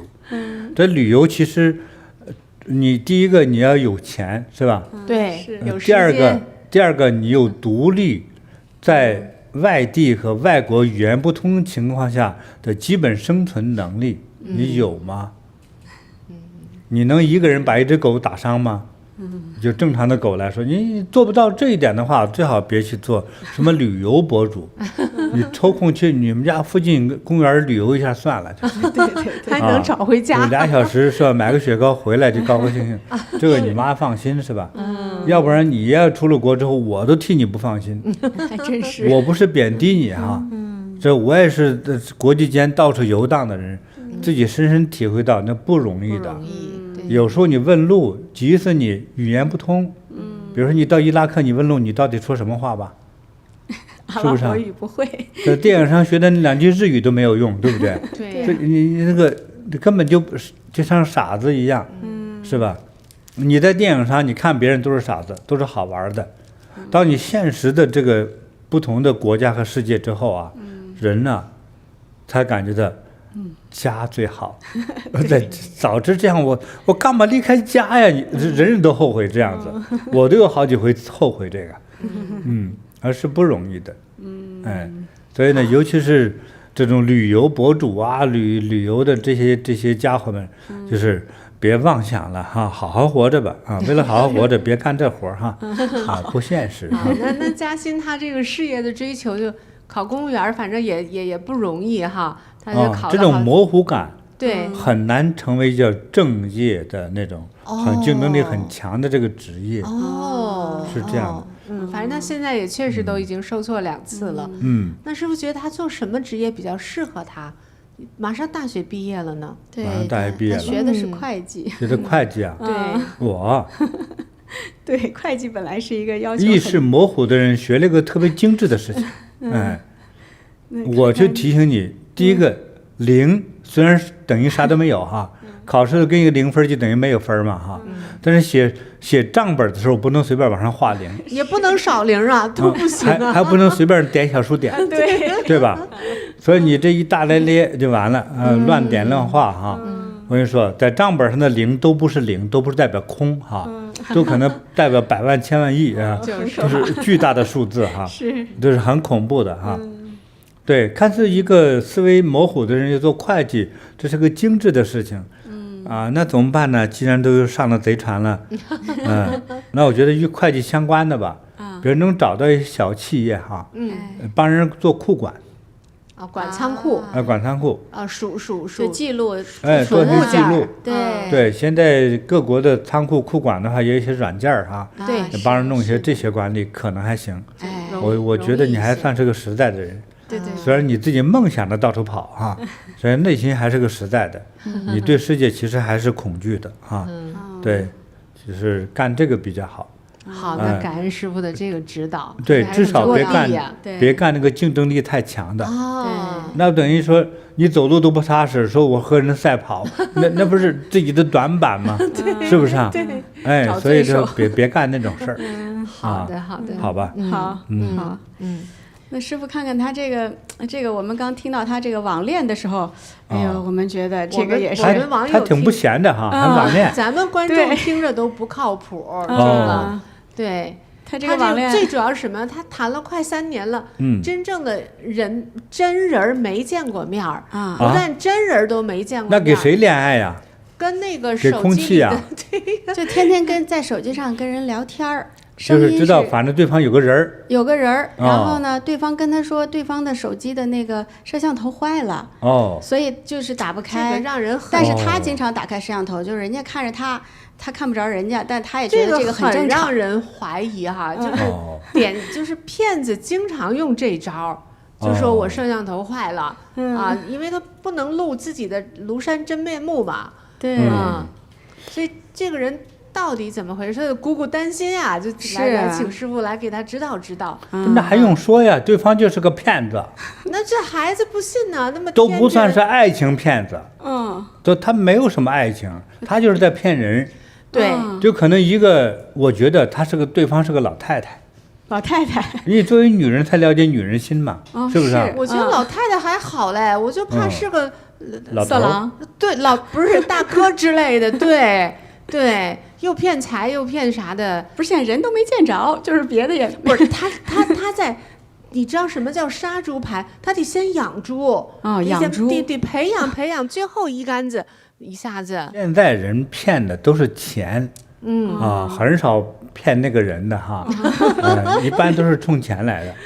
我发现到台湾就是这样的，骗的主要是骗钱，很少骗色的，何况咱没什么色呀。就是说，你这一般都是冲钱来的，而且可能就这一个老头也好，或者一个老太太也好，一个人看了10来部手机电脑，或者是40部手机电脑不光跟他一个加薪，对不对？对，人家谈了好多恋爱。他给人说话吧，简直就是一个流程，就是一个流程。今天给你发这种信息，明天发那个信息，照这个菜单哈，把这个信息啪就发给了不同的手机的对方，就是这样。这一个手机本身也给好几个人聊。每天就聊天陪聊，这就是人家的工作。不，如果是这样就好了，光陪个聊还不担心，担心的是什么呢？你看，这个嘉欣呢，给对方不是老头老太，反正给对方哈，她的男朋友对送外卖。送外卖不是送外卖，不是，对方给嘉欣那个什么送外卖，他经常给他点个外卖，说明什么呢？说明什么呀？外卖要送到家里来，人家得知道他家的地址。你这个担心吧？这也是一种不知道对方的地址。那嘉欣给他什么呢？红包，网络的钱，刷一刷，就是通过网络就他收到钱了，对方。对，你说这傻。可是人家呢，知道他家地址，给他送外卖。对，你就知道他住哪儿，知道他长什么样，知道他。反过来说，咱们提醒嘉欣哈，人家给对方送外卖。是吧？我给你点个特别好吃的外卖。嘉欣，你要红包是吧？这不你生日到了吗？我给你送一束鲜花，是吧？对。要送真实的东西，别打红包了，是不是啊？对，你要红包，嘉欣，你得要红包。不是，嘉欣应该也是个无产阶级，应该没什么钱吧？这么年轻孩子，对不对？这些小姑娘家长有时候也会给一些对零花钱呀什么的啊，还是有一些。不是，那3年了也不少吧？就是520一次5块2，那多了也人天天聊，经常给红包。对，一次比如说打红包就5块5块。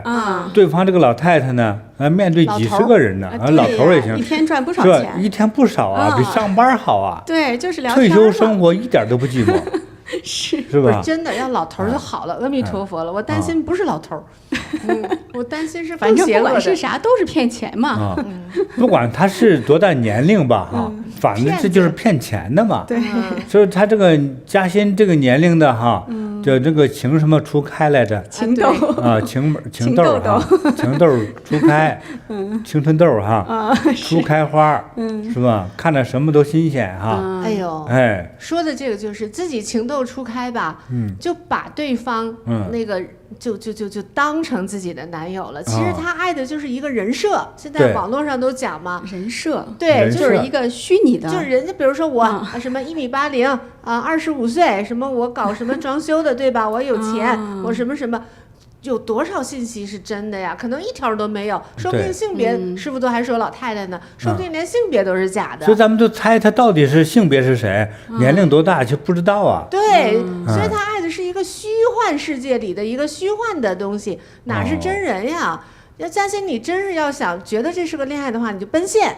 就得去见面。奔现是啥意思？奔现就是奔现，奔赴这是新名词儿。对，奔赴现场，你都不懂，网恋就要奔现，不奔现都是扯淡。对，要兑现是吗？奔赴现实中的这个，要看看他到底是怎么一回事儿。通过觉真这个启发哈，要启发我诗意大开哈。人家情窦初开，咱诗意大发啊，人都见不到啊，这叫啥来？要编一下哈。全是瞎胡闹啊，对，对吧？恋爱它是真实的，你这个要这个恋爱要真实，你不能总是对空气总是情感而已，对不对？最起码握个手啊，对不对啊？手到现在没牵上呢，还是吧？哪怕一起吃方便面，一起见个面也行啊，对不对？要不你给谁你练了半天，连根毛都没见着，这叫啥呀？对，这不孩子受了伤呢？就是受伤都不知道埋怨谁，那小子是长什么样啊？对，是不是小子啊？结果是吧？警察一弄回来是个老太太，你说你多扫兴啊！对，所以现在就是网恋的一定要奔现，对，要见到这个人，对，奔现。让我现在诗意又大发哈！这网恋不如见面，不见就是诈骗。对，真是这个经典吧？说得好，真是写下来，好，写到诗集里去。对，网恋不如见面，不见就是诈骗，真是。记住这个哈，这是在当今网络时代，也想恋爱也好，交朋友也好哈，如果见不着真人面，这都是骗子，都是扯淡。哎，我在网上看到一个警察抓住的一幕，有一个家伙哈，一个小男孩哈，骗了很多人。其中这一个特别喜欢自拍，又是还在网上挺活跃的一个人，他自己拍到那个派出所的警察带他去见他网恋的那个美女，他说刷了他妈一个月刷2000多块钱了，警察说我给你抓来了，说这你抓我女朋友干嘛呀？是结果对方有个黑乎的胖小子站那儿，男的呀，警察说露一手，那个胖小子就用非常甜蜜的小女孩的声音给他说：“哥哥，我饿了。”哇，这小伙差点没吐了吧？立刻生出一对驴耳朵来，就惊到了。哦天哪，这是我的美眉吗？这是我的煤球啊！汗毛都竖起来了，笑死人了。你看当今你是网上要流行的，又不是你像登记身份证是吧？就是嘛，这不绝真就是绝真，像护照一样。对，这网上全是湖州的名字，是不是啊？对。野驴在纽约之类的，这你根本就不知道它是个什么东西。对，是不是？是不是个驴都不知道，是个骡子，反正挺驴的。对，都是不靠谱的名字。这提起来当然也觉得是一种文化，一种很好玩，是不是？但是这里头别来真的，是吧？你说你这里头驴也好，骆驼也好，最后弄出全是骗人的东西，看嘛，对吧？不是你别去动情啊，你动什么情啊？对方说不定和你同一个性别，对不对？对，说不定是你奶奶那个级别的人物，知道吗？就是他就为了骗个钱。反正退休闲着也是闲着，骗个人多好啊！又操起本行就业，而且用的还是网络先进的东西，他以此为荣呢，还对不对？而且一个人一天照顾了很多手机，和很多美眉去聊，说一个月收入好几万，这退休生活多丰富呀，对吧？你这个麻烦，但是这小姑娘呢，这些小伙子们就受伤了。这嘉欣就是因为长得五官太模糊，所以对这个事儿上真是够模糊的了。哎呀，所以呢，咱们说的相学哈，你的眉毛哈不够清晰，你的大脑清晰度很少有那么那么理性清晰，那么清晰。对，在判断事情的时候啊，就特别就是剃头挑的一头热，是不是啊？哎，就是乱哄哄的。是不是感情？这是一感性一来，是不是啊？哎，月亮正大的时候，哎，爱情发生了之类的，又赶上青春痘，青春期发生，青春痘发作，青春啊，初开，情窦初开，情窦初开，哎，是不是又是初开的时候？初开的时候就像个傻子，真傻啊！不管是跳过来是蜜蜂也好，蝴蝶也好，蛤蟆也好。都可以，这麻烦了。但是有时候蛤蟆装成蜜蜂的样子，是吧？你也不知道。反正在网络世界嘛，虚拟世界之中哈，朋友们，这个恋爱还是要真见面的，不光真见面，还得最终真结婚才可以，对不对？对，要拉拉手的。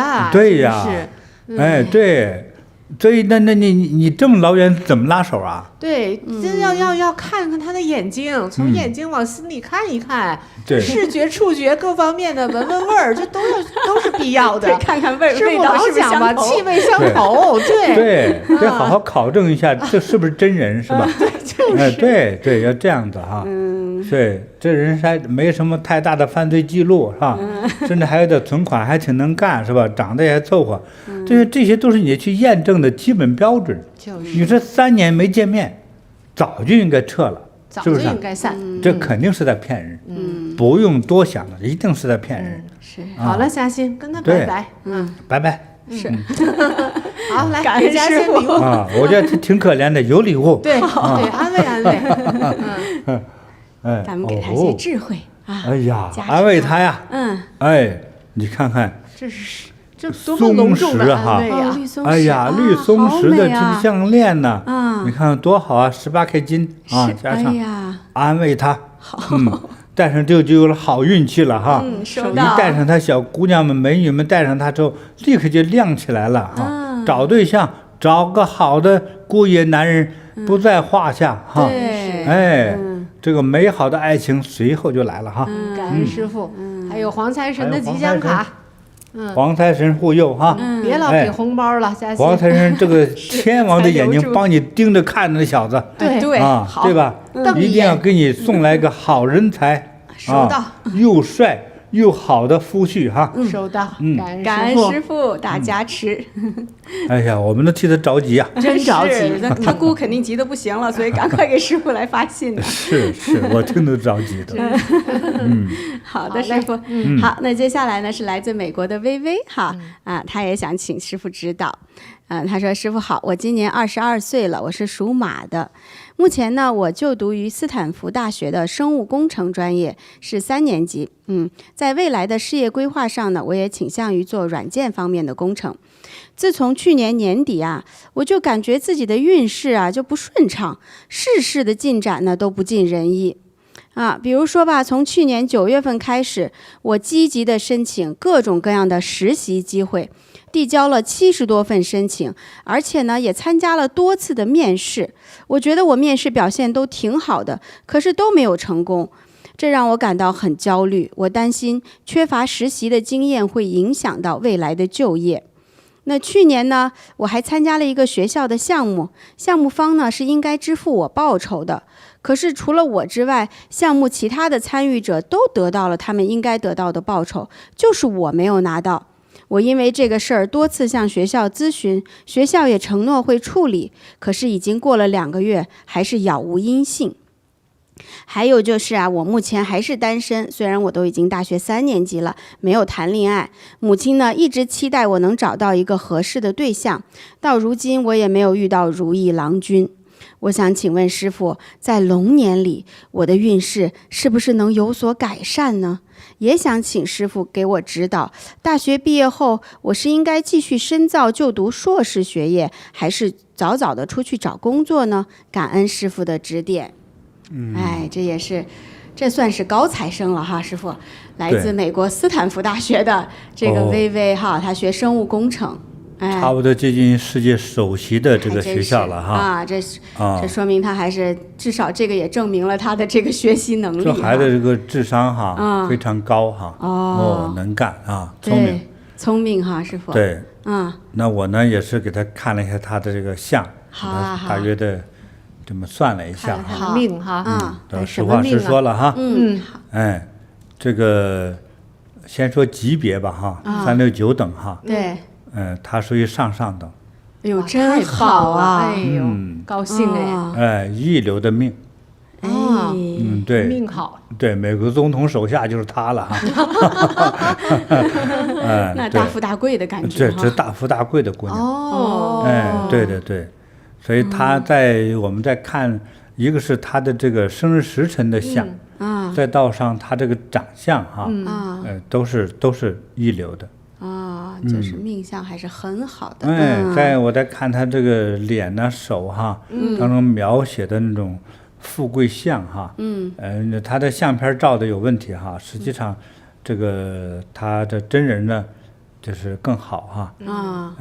那个对于五官的描述呀，对于五官的长相啊，还有手相哈，对那都是就是非常的美的啊，这种美是就是大富大贵的美啊，就是非常好，而且这种美，而且达到这么村民，是他的这个我们在视觉上看到他的五官和手相上这个肉质和一般人都不一样。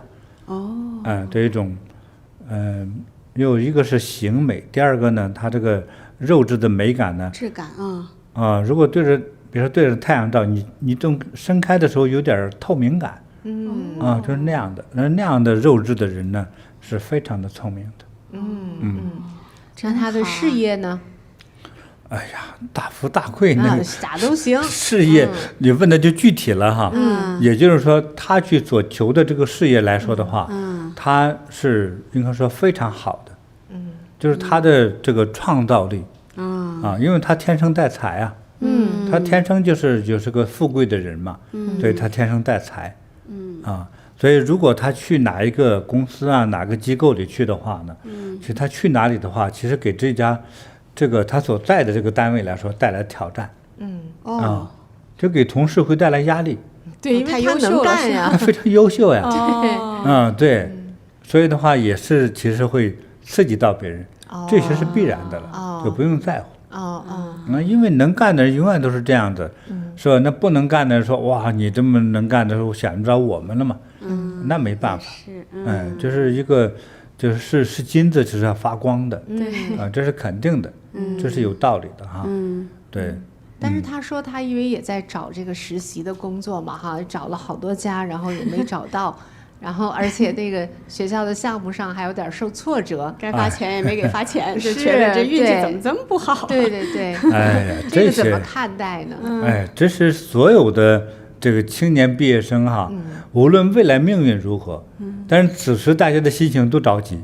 对，尤其是看到说，我哪个同学都一毕业立刻叫人给请走了，怎么我这还没人请呢？是吧？我还参与的项目，我还出了力，可是没给我奖金呢，是吧？他总觉得世界不公平哈。是。哎呀，这个东西啊，早找到工作的，并不代表未来是富贵的。对。晚找到工作的哈，说不定是富贵的。还真是这样。还有真正大富大贵的命哈，有拼命干活的，不一定挣钱多。稍微有点懒惰也干点活的呢，可能挣得更多。我是说命相哈，但是我个人还比较倡导一定要勤劳，业精于勤，对不对？是，就是有事业。但是还有一种大富大贵，他没有事业也贼有钱，比如他爸给他2个亿，你是没干活就发了嘛？那这个没办法，这是命啊，对不对？就人和这个命啊，就争不得，对不对？说咱们拼命辛苦一辈子，也挣不了1000万，人家。一生下来2个亿，2个亿还不是巨富的来的，更富的是一生下来在他名下就有200个亿美金，这一生都花不完，对吧？这没法比。是。所以说你在找工作的时候别急，对，别急。你是个富贵命，说你该泡方便面尽量捡的是贵的泡，好吧？对呀，你将来不缺钱呢。以后多贵的方便面都吃得起。对，买一仓库慢慢吃哈。对，所以这个青年人因为这个在读书中哈，因为没有收入嘛，所以出去打个工帮个忙，做个家教之类的，对收到那个零花钱啊，其实特别的重视。是。但是这些都是过渡期。大富大贵是在后头的。是这样。所以这姑娘过了30岁以后的话，那个应该说这个财富就都来了哈。但实际上这个财富是现在你生下来就带来的，所以不用急哈。好的，太好，就可以了。还有没有提醒他要注意的呢？因为他这么好的命，注意的哈。就是因为我在看呢，他虽然看的命很好，就是但是在他的命相之中呢，还有一些小不理想的障碍。障碍。对。那这个障碍的话，应该也是过去是惹来的东西。惹来东西呢，我在算的是等于也是他的祖上的账，祖上的业。他要还的。让他要还一部分的。哦，所以这些业障的话，会给他带来一些短时期之内的一些各种的不顺呐、不开心呐、小麻烦呐之类的，就是这样子。而且这些障碍还不利于爱情。短时期的哈，反正对他现在其实也年轻，才22岁。对，现在也不着急要是没有了爱情也没短时期的话，我说至少2-3年以内的这种、这个情况是有的障碍啊。但是因为很多女孩没有这种特别的这个相一个是很多人没她这么富贵，但是很多人也没有她这个障碍。我说她有这个障碍所以的话，你也想做得更好哈，未来更顺畅的话呢，我觉得一个是要给自己呢要保持一个非常善良慈悲的这样的一个心，保持这个心至关重要。那么第二个呢，要多修行，多做功德。对，对，因为他这个障要化解这个障碍。因为他年轻嘛，对，我们不是像说海盗王一样，大家知道他成名的和走过的历史是吧？对，那现在我们等于是在预言一个年轻人的未来嘛，是所以他接下来的这几年，在很多事情上都可能会出现这个障碍，都是这一份业挡住的。就好比是在你们家门口吧，有人挖了个大粪坑、大池子，是吧？躲不过了。你也进出门，你总都要路过那儿，对对对，是吧？你要填，你又没这个权利，是别人家的，你总闻这个臭味儿，对吧？那有时候在咱们家门前面修路，挖的这个路都是大坑，那怎么办？你没有权利把它填上啊，你都要怎么样绕道而行，对不对？对，那这个呢，微微这个障碍能量就在他的脸上，在他命运之中所以这个如果功德做不够，你这个障碍就在那里放着呢。对，这个障碍它最严重还能够就是有多不好啊，师傅？就是最严重，有时候我都不敢讲了，就恐怕还会有些这个就这种灾难性的，比如说交通事故，比如说将来交了男友立刻就闹掰，反正就是挺不吉祥的。但是这个不吉祥呢，它的级别呢，当然应该说不至于伤到性命，但是让你很烦，痛苦、就不顺利烦恼了很烦，对，就是这样。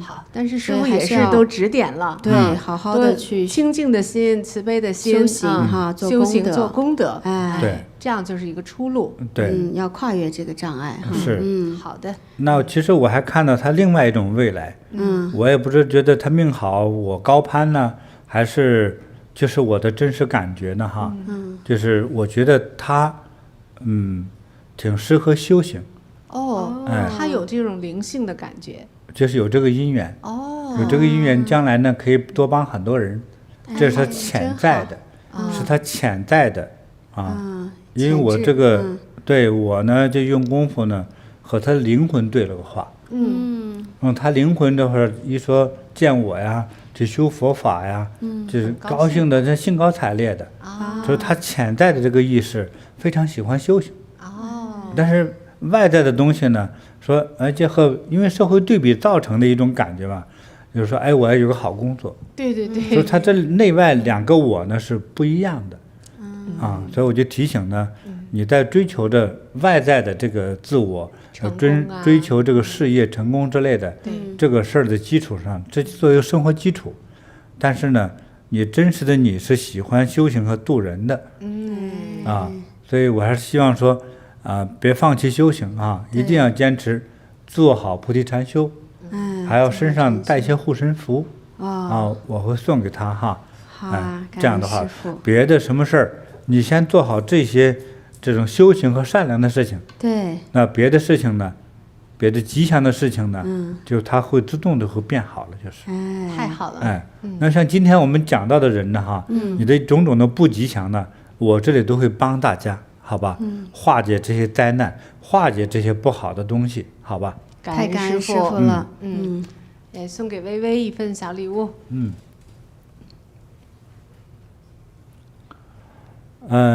你看有个特别的这个叫金刚金诀。刚诀啊，就是对对对专门破除障碍的嘛。对对对，所以呢，这个呢也放在家里头哈，嗯上头可以穿绳挂起来哈，上头有个眼儿可以挂起来哈，对，帮着破除一切迷障啊，好，对太好了一切不好的邪气的，都让他帮你给破除一下哈。那另外呢，还记得吗？我这记是得，这是我做的特殊的一个艺术品哈。天之初，啊，非常美，而两边且是是正面，都差不多，两边都一样。啊，非天之初，常神圣的师傅画的，对，希望这一幅画啊，现在是一个丝巾哈，哎，能给你带来很多吉祥的护佑哈。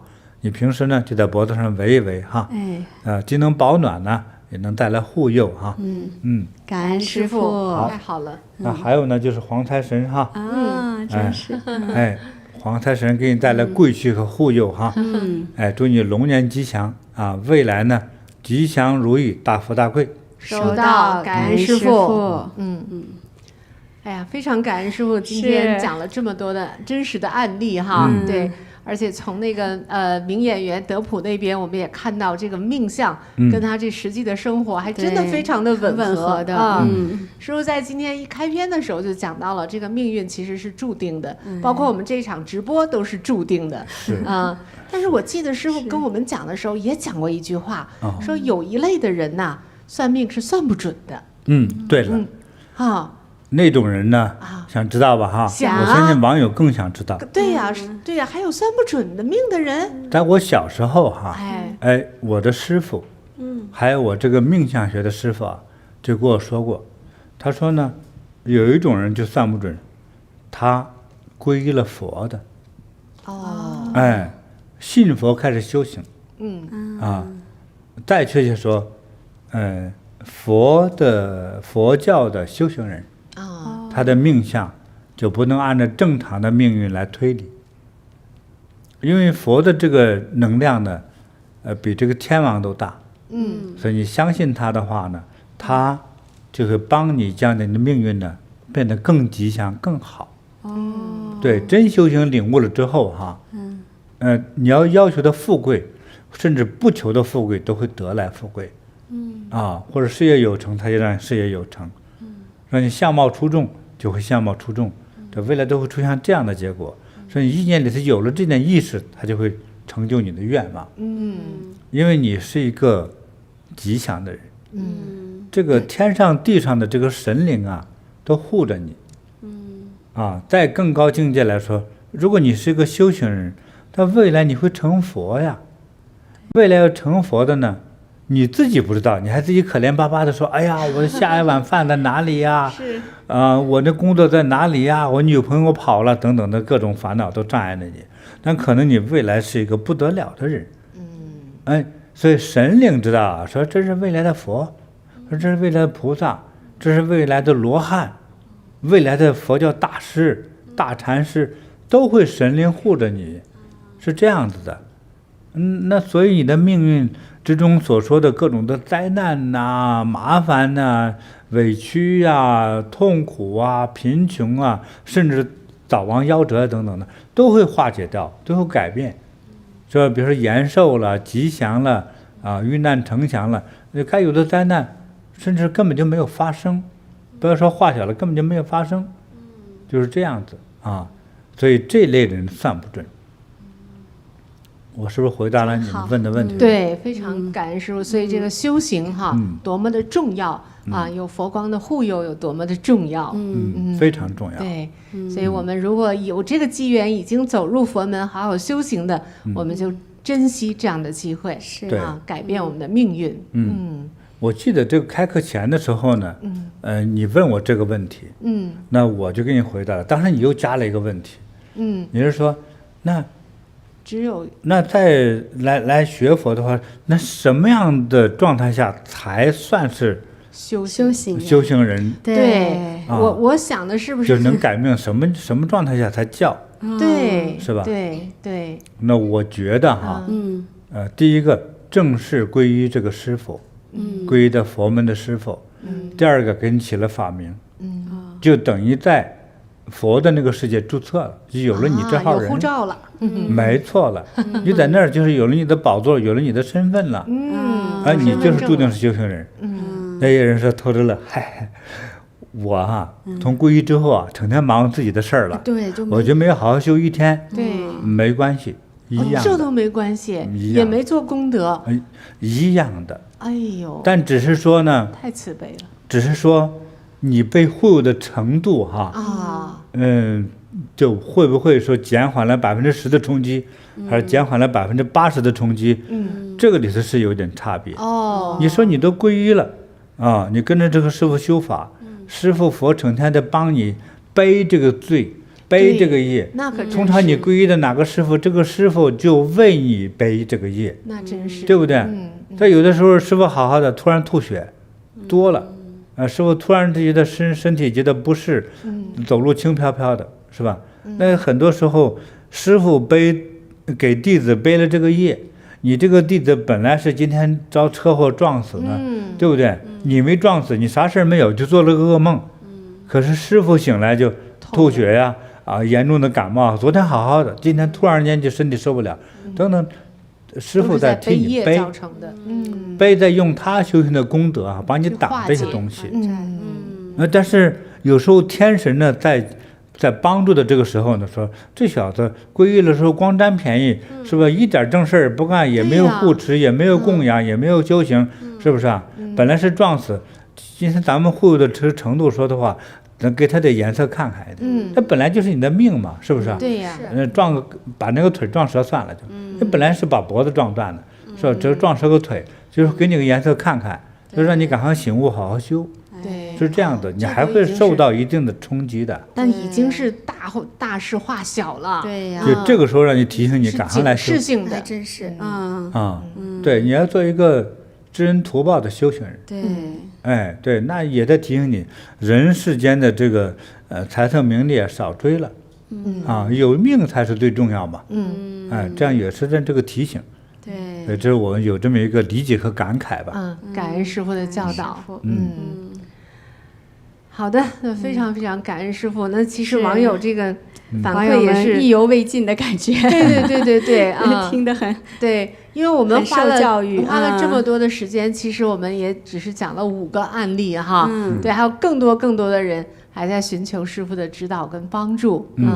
我估计师父咱们这个春节期间可能还得再还要再帮网友们。对，要帮，让给大家消灾哈。对，就是这个新年刚开始嘛。是的。所以很多人都希望让自己新年如意吉祥。对。但事实上，人的命运呢，确实是不是那么一帆风顺的。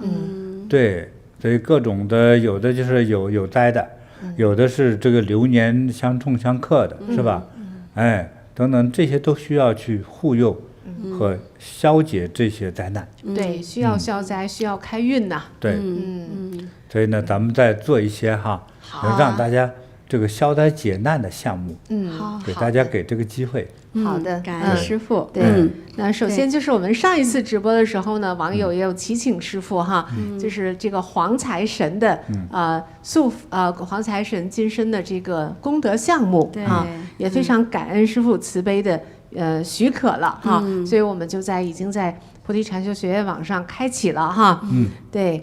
那么这个黄财神呢，是我们藏传佛教中的大财神、护法神，同时也是4大天王之一的北方多闻天王，掌管着宝库，是众财神之首所以也又有这个慈悲心的发愿护佑所有的学佛者，还有所有的善良的之人免受贫苦，让他们能够财富充裕能够学习而觉悟。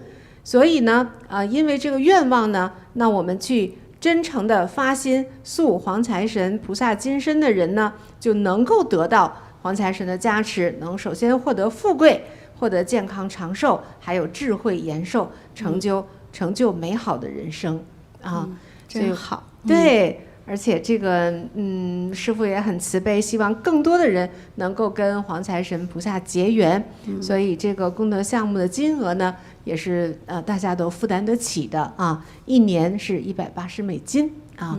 好，我们网友也是早早的啊，在大年刚刚开始的时候，到网络上来做这个功德项目，给自己和全家带来吉祥。真的是非常感恩师傅。对，其实疫情以来，很多网友都反映哈，就经济上特别吃紧，真的，就是家家赚钱都不容易。现在很多人又越来越多的人失业了，对，通货膨胀非常严重，对对就，IT 行业裁员也非常的严重。是的，所以这个时候有黄财神的护佑哈，有师傅的护佑，哎，让家里能够还富裕哈，充足哈，更重要的是还能继续修行哈，多么的重要啊！对，感恩师傅，感恩黄财神菩萨。没有钱是不容易生活的哈。对对，是。所以希望大家能够大富大贵，收到，对，发财顺手，收到，对，有个好工作哈，收到，感恩师傅，那还有呢，也是要提醒网友，我们开的这个新春祈福表格哈，还是大家可以继续的来填写你的名字哈。我们都一直在供在佛前，师父一直在加持着大家啊。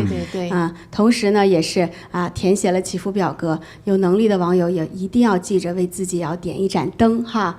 我们自己为自己去做这一份功德哈。安太岁灯啊，还有我们的祈福灯啊哈，还都在我们的学院网上哈。趁这个过年这么吉祥的时刻，多做功德，让来年哈真的是顺顺利利。是。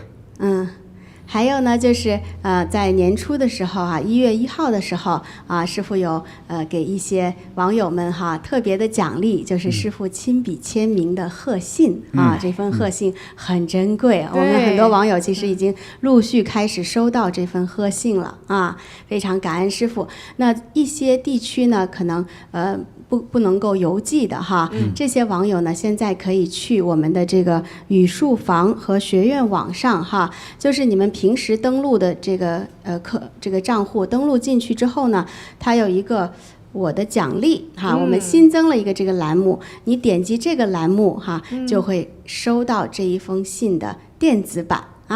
点击看一下进去是什么样子自己可以点击后呢，输入自己的姓名，然后下载这样的非常的好，这样我们所有的网友都能够收到，非常感恩师父。好，这样就比较方便。对对对，对，那在有些地区呢，只要收到我们非常正式的这个封信对，有些地区邮寄不方便的呢，就上去下载对，下载加持结果是一样的。是的，对，但是不管怎样，能突破障碍让你收到，这是最重要的感恩师父。那还有我们慈悲音还有贝妹菩提禅修学院的这个活动是到2月18号截止，也就是说我们在这个期间呢请购500美金以上的呢，会得到师父的母钱加持那还有对迎请师父的画作唐卡那会得到龙字画这个活动大家在这个期限之前赶紧的去得到这个吉祥，把吉祥带回家。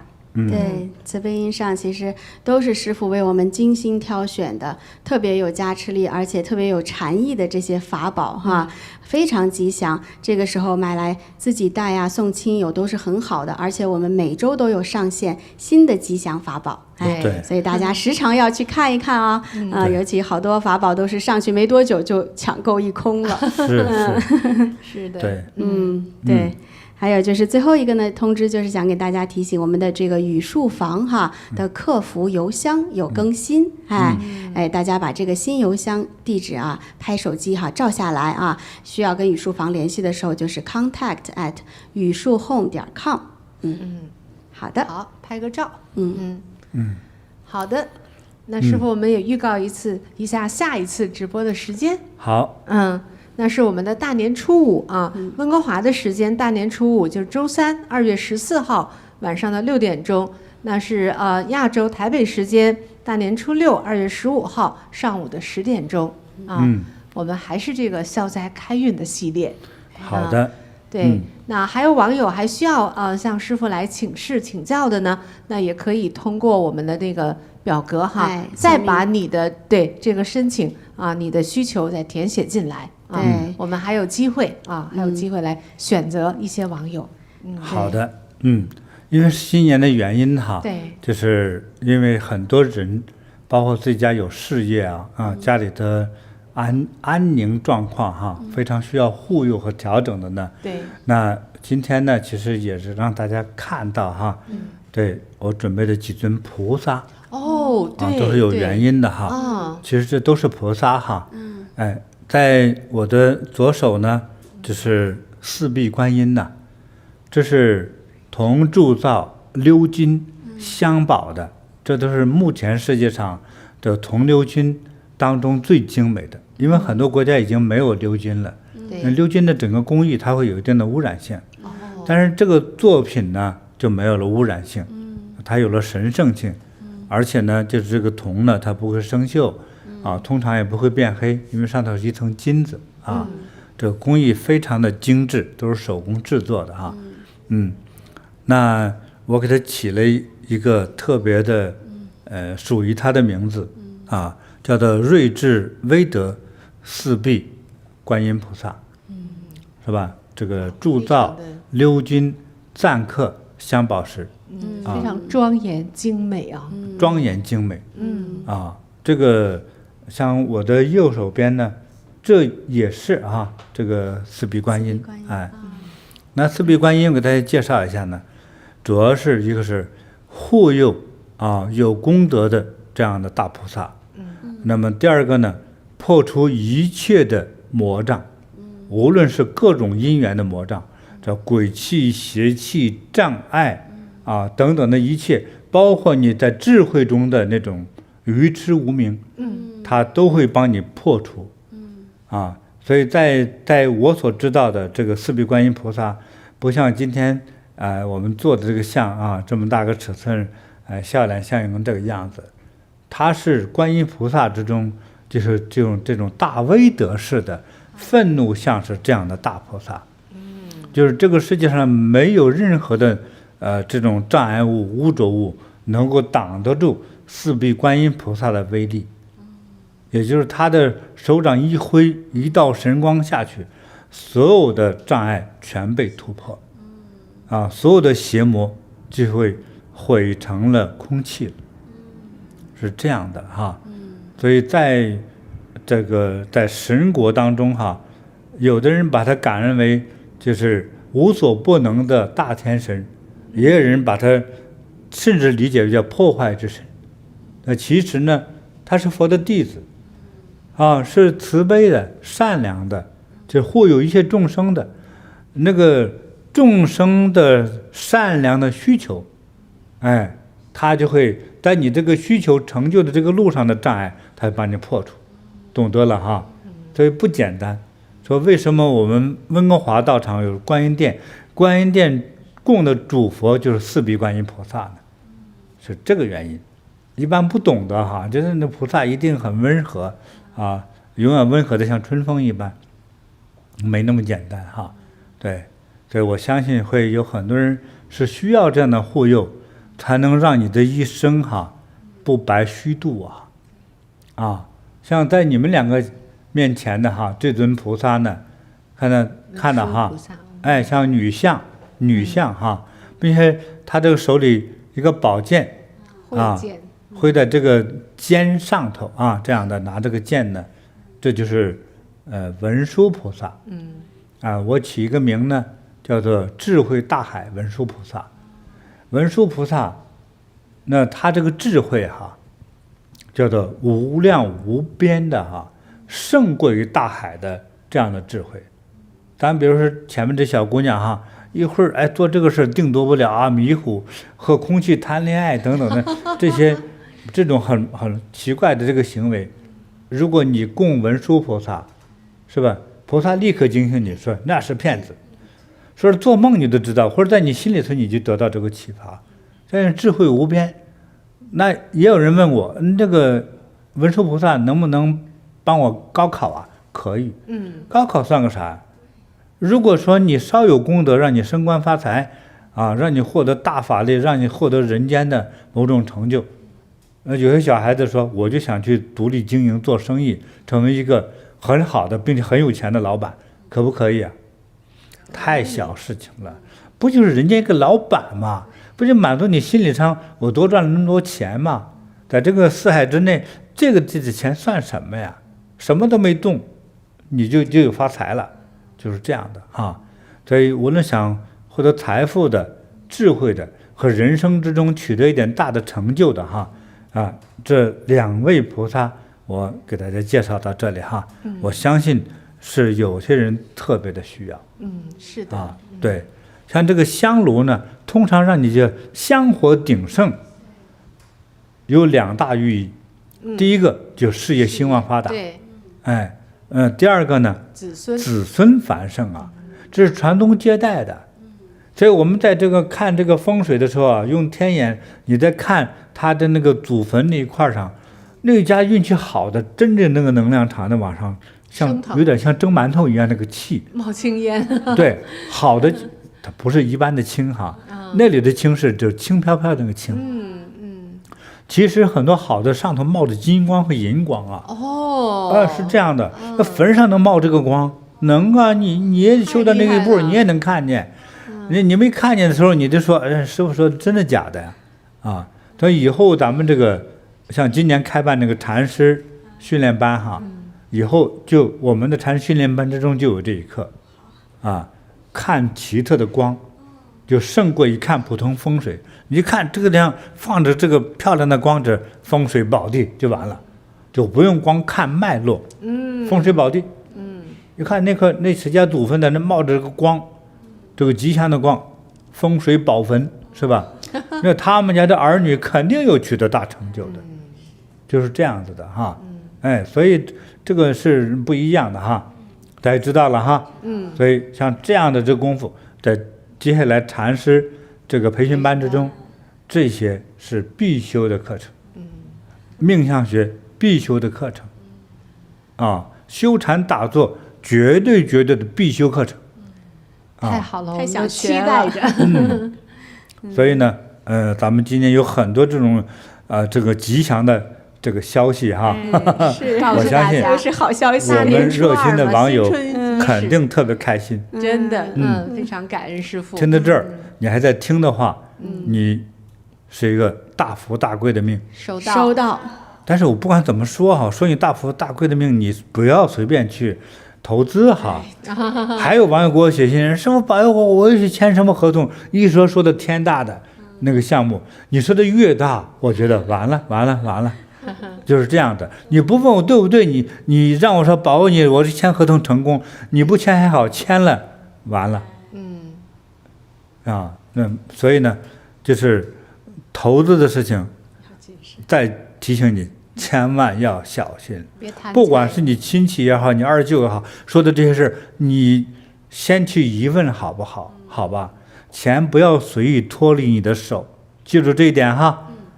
我们不浪费钱财，就是节约钱财。好吧，不浪费钱财，其实也等于发财啊。对呀。我这么说你的话，你的钱保住了之后，你看我还是有点功劳的。对吧？你在那哭哭啼啼没钱了之后，我这心里心痛牵挂哈。是的，对，所以听懂我的话了哈。听懂了。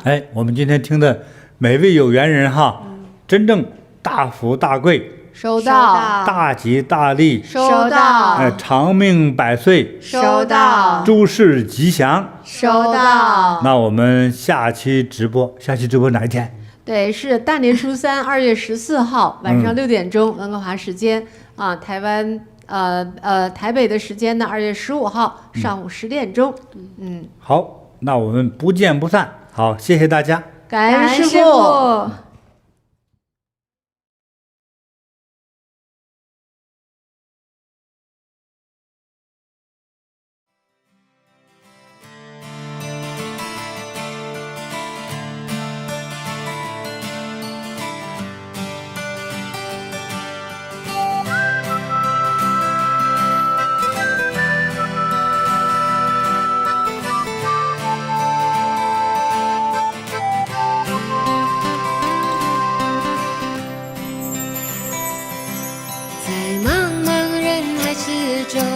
让我与您相遇，小小的红点里，人生就此欢喜。我快乐了，我健康了，我幸福了，我美丽了。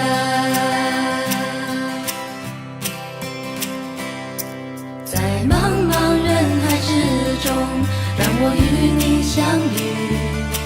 小小的红点里，人生变得神奇。我智慧了，我宽容了，我慈悲了，我自在了。因为有了你，生命变得更坚定，不要有顾虑。因为有了你，日子不再有哭泣，不再有恐惧。我快乐了，我快乐了，我健康了，我健康了，我幸福了，我幸福了，我美丽了，我美丽了。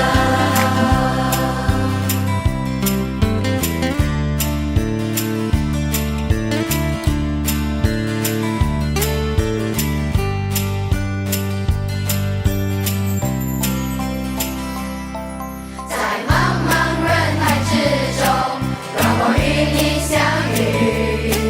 小小的红点里，人生就此欢喜。我快乐了，我健康了，我幸福了，我美丽了。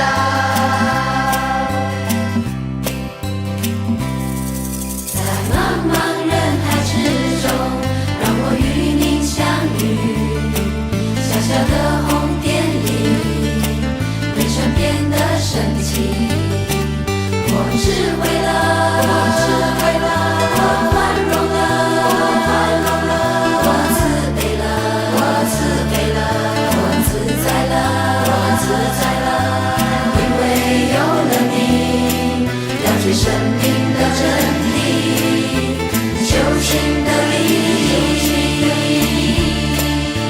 因为有了你，日子犹如彩虹般，彩虹般美丽。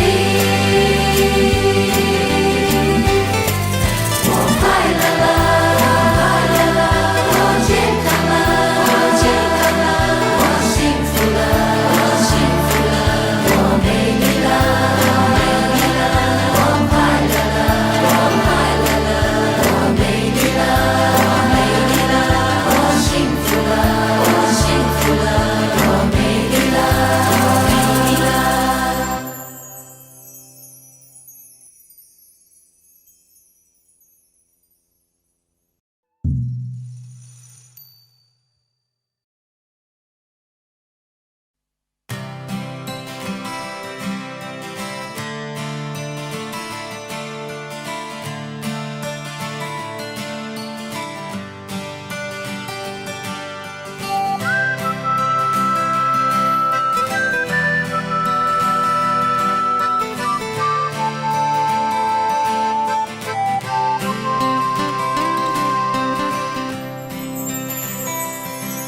在茫茫人海之中，让我与您相遇。小小的红点里，人生就此欢喜。我快乐了，我健康了，我幸福了，我美丽了。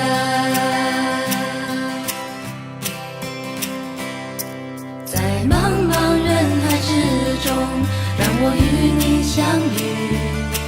小小的红点里，人生变得神奇。我智慧了，我宽容了，我慈悲了，我自在了。因为有了你，生命变得更坚定，不要有顾虑。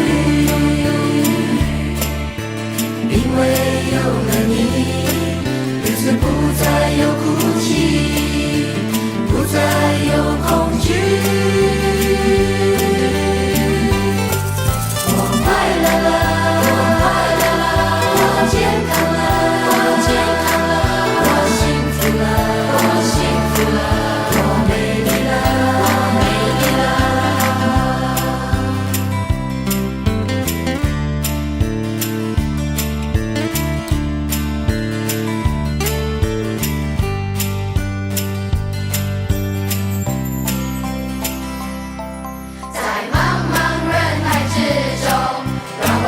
你相遇，小小的红遍里，人生就此欢喜。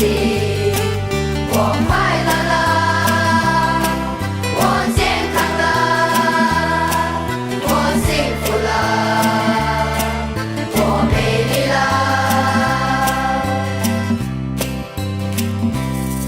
在茫茫人海之中，让我与您相遇。小小的红点里，人生变得神奇。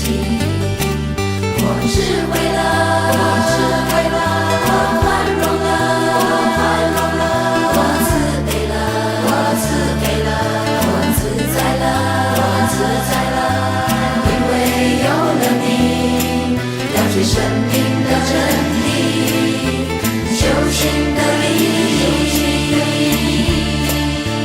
因为有了你，日子犹如彩虹般美丽。我快乐了，我健康了，我幸福了，我美丽了，我快乐了，我美丽了，我幸福了，我美丽了。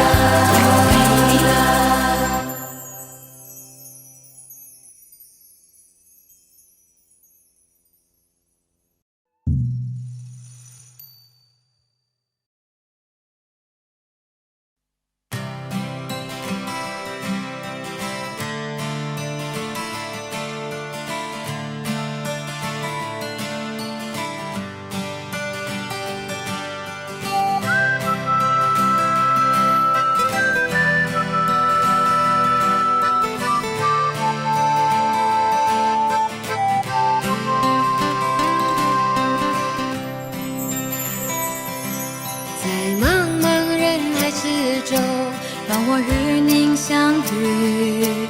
小小的红点里，人生就此欢喜。我快乐了，我健康了，我幸福了，我美丽了。